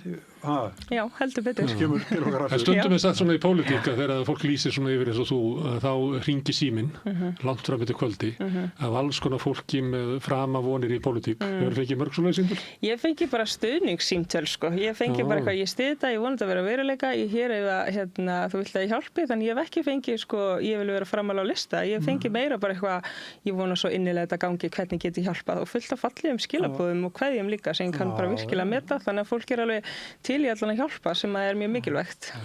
En þú sér fyrir þér að þetta sé framboð vinstra megin við Samfylkinguna. Já. Þú ert í meirihluta með Samfylkingunni. hvað það sem að þú vilt leggja áherslu á eða frambóði sem að þú vilt taka þátt í sem að samfélkingin getur ekki skaffað allt þess vel. Mér finnst að við verðum að vera duglega að tala til dæmis sanngjarna skattheimtu, útsvara fjármagnstekjur, Reykjavíkurborg að leiða þá baráttu og segja bara þetta gengur ekki að við séum ekki að fá nægar tekjur sveitarfélögin og auðvitað er ýmislegt sem ég hef svona lagt áherslu á í gegnum tíðina sem við erum ekki að einblína á núna í meirihluta samstarfunum og það er nefna til dæmis eins og bara með laun borgarfulltrúa, þetta er kannski ekki eitthvað stærsta máli en þetta er alveg mál sem að ég myndi þurfa aukinn meirihluta við til þess að endurskoða laun borgarfulltrúa, álagsgreiðslur sem að borgarfulltrúar fá þannig að það er svona ýmislegt og líka bara að það sé þessi sterka vinstri rödd í borgarstjórn því að það er engin vinstramegin við samfélkingu og þá þetta vantar stóran hluta af fulltrúum almennings í borginni. Eins og sérst á þinginu. Og hvert er markmiðið að þú sleppir inn í borgarstjórn eða að þú farir inn í borgarstjórn með 4-5 með þér? Já, það er markmiðið. Eða fleiri. Það er ekkert verið að takmarka sig. Nei. Þetta verði þá markmiðið væri að þetta væri frambóð sem að væri svona allavega þriðja stærsta frambóðið. Já, allavega. Eftir Sjálfstæðisflokki og Samfylkingu. Og við sjáum líka, að þeim er líka mikilvægt að við séum ekki með hægri stjórn í borginu og ég finn bara til ábyrgð til þess að gera allt sem ég get gert til þess að við höldum, við séum með stjórn sem er með félagslegar áherslur og við fáum ekki Miðflokkinn og Sjálfstæðisflokkinn sem að selja margt frá okkur og skera niður og einkavæða og minnka í þjónustu við borgarbúa. Þú fórst inn í meirihluta til þess að koma í veg fyrir meirihluta Sjálfstæðisflokks Framsóknar Viðreisnar og sem að þeir þurftu flokkfólksins með. Ertu sannfærð að það hafi verið rétt ákvörðun hjá þér? Já, algjörlega. Og ég er mjög ánægð með þessar áherslur sem eru í 5 flokkar samstarfinu núna í borginu og þetta er algjör nýlunda. Það hafa aldrei verið 5 flokkar áður og við erum með þetta að leggja áherslu á húsnæði. Við settum til dæmis $0,5 milljarð til félagsbústaða til þess að setja auka félagslega húsnæðisuppbyggingu og svona ýmislegt annað sem við höfum að gera eins og skoða hvernig við getum byggt meira með verkalýðshreyfingunni og innviðina þannig að þetta finnst mér bara mjög gott það sem við höfum verið að gera í borginni núna og það þarf að halda áfram. En þetta sem sagt, þessi meirihluti þegar finnst það ekki bara vera svona björgunarbátur fram að kosningum að þetta var svona upplaust í borginni og því fór ekki þannig inn bara til að bara keyra að landi. Hinn kostur var náttúrulega hægri meirihluti. Auðvitað er maður að koma veg fyrir hægri meirihluta með því að fara í þetta en auðvitað leggum maður áherslu á félagslegar áherslur í þessu samstarfi sem að mér er mjög mikilvægt sem við erum að ná fram. Þið náðu að koma ykkar pólitík inn í. Já. Herru, það verður nú að gera hjá þér jólin að tala við fólk. Heldur betur. Gleðilega hátíð. Herru, við þakkum mikið vel fyrir komuna. Já, og við sláum bara botnin í þáttinn og hefur heitast aftur eftir? Nei, bara... Nei, ekki bara að segja gleðileg jól. Jú, þetta er langur þáttur. Þetta er alltaf langur þáttur. Ég ætla bara að þakka allar gestunum sem hingað komu og óvæntu gestunum líka og þakka ykkur sem hafa verið að hlusta mikið til Laufey Líndal fyrir að taka upp og senda út. Bendi á að það eru áhorfendur sem að breyta þessu samtali okkar í fjölmiðlum með því að hlusta og horfa og það verið gott ef þið myndu segja vinum og vandamenni frá efni sem þið séð hérna og ykkur líkar þá finnur fólk okkur á Facebook og YouTube í öllum hlaðarsveitum í útvarpinu 89,1 á Stórhöfuðborgarsvæðinu við líka, það má sækja þær útvarpsendingar líka á spilari.is er á netinu svo spilari líka app sem að má hlaða niður í síman og hlusta á samstöðun allar íslenskar útvarpsstöðvar hvað sem er í heiminum. Við erum komin í sjónvarpið, við erum númer 5 í fjarstýringu þeirra sem eru svo hefnir að skipta við síman. Við erum líka komin í kabalkerfin suður með sjó, kannski ég veit ekki, menn að fjarskiptafyrirtæki bjóða sínum viðskiptunum upp á efni frá samstöðunni. Það sem að knýr samstöðuna þó áfram er sá hluti áhorfenda sem hafa gest áskrifendur. Það gefur okkur afl til þess að halda samstöðunni gangandi og já, ef fleiri betast við þá getum við eldan samstöðuna enn frekar. Ef þú vilt slást í þann hópa þá getur þú farið inn á samstöðun.is, þar hnappur sem ástendur áskrift. Þar getur skráðið fyrir grunn áskriftir sem er 2.750 krónur á mánuði. Þú mátt borga meira þú vilt og því sem er kjósi getur látið áskriftin að renna þessi félagsgjöldin í alþýðufélagið en það er einmitt alþýðufélagið sem á og rekur samstöðuna. En við segjum þetta gott í bili, við óskum ykkur góðurar helgar þar sem eftir aðvinni. Við verðum annað kvöld klukkan 8. Við erum ekki alveg búin að ákveða hvort við ætlum að hafa fréttir í þessari síðustu viku fyrir jól eða ekki, eða hvort við höfum bara aðra tegund af rauðabrauðinu. Það kemur allt í ljós á morgun. Takk fyrir í bili.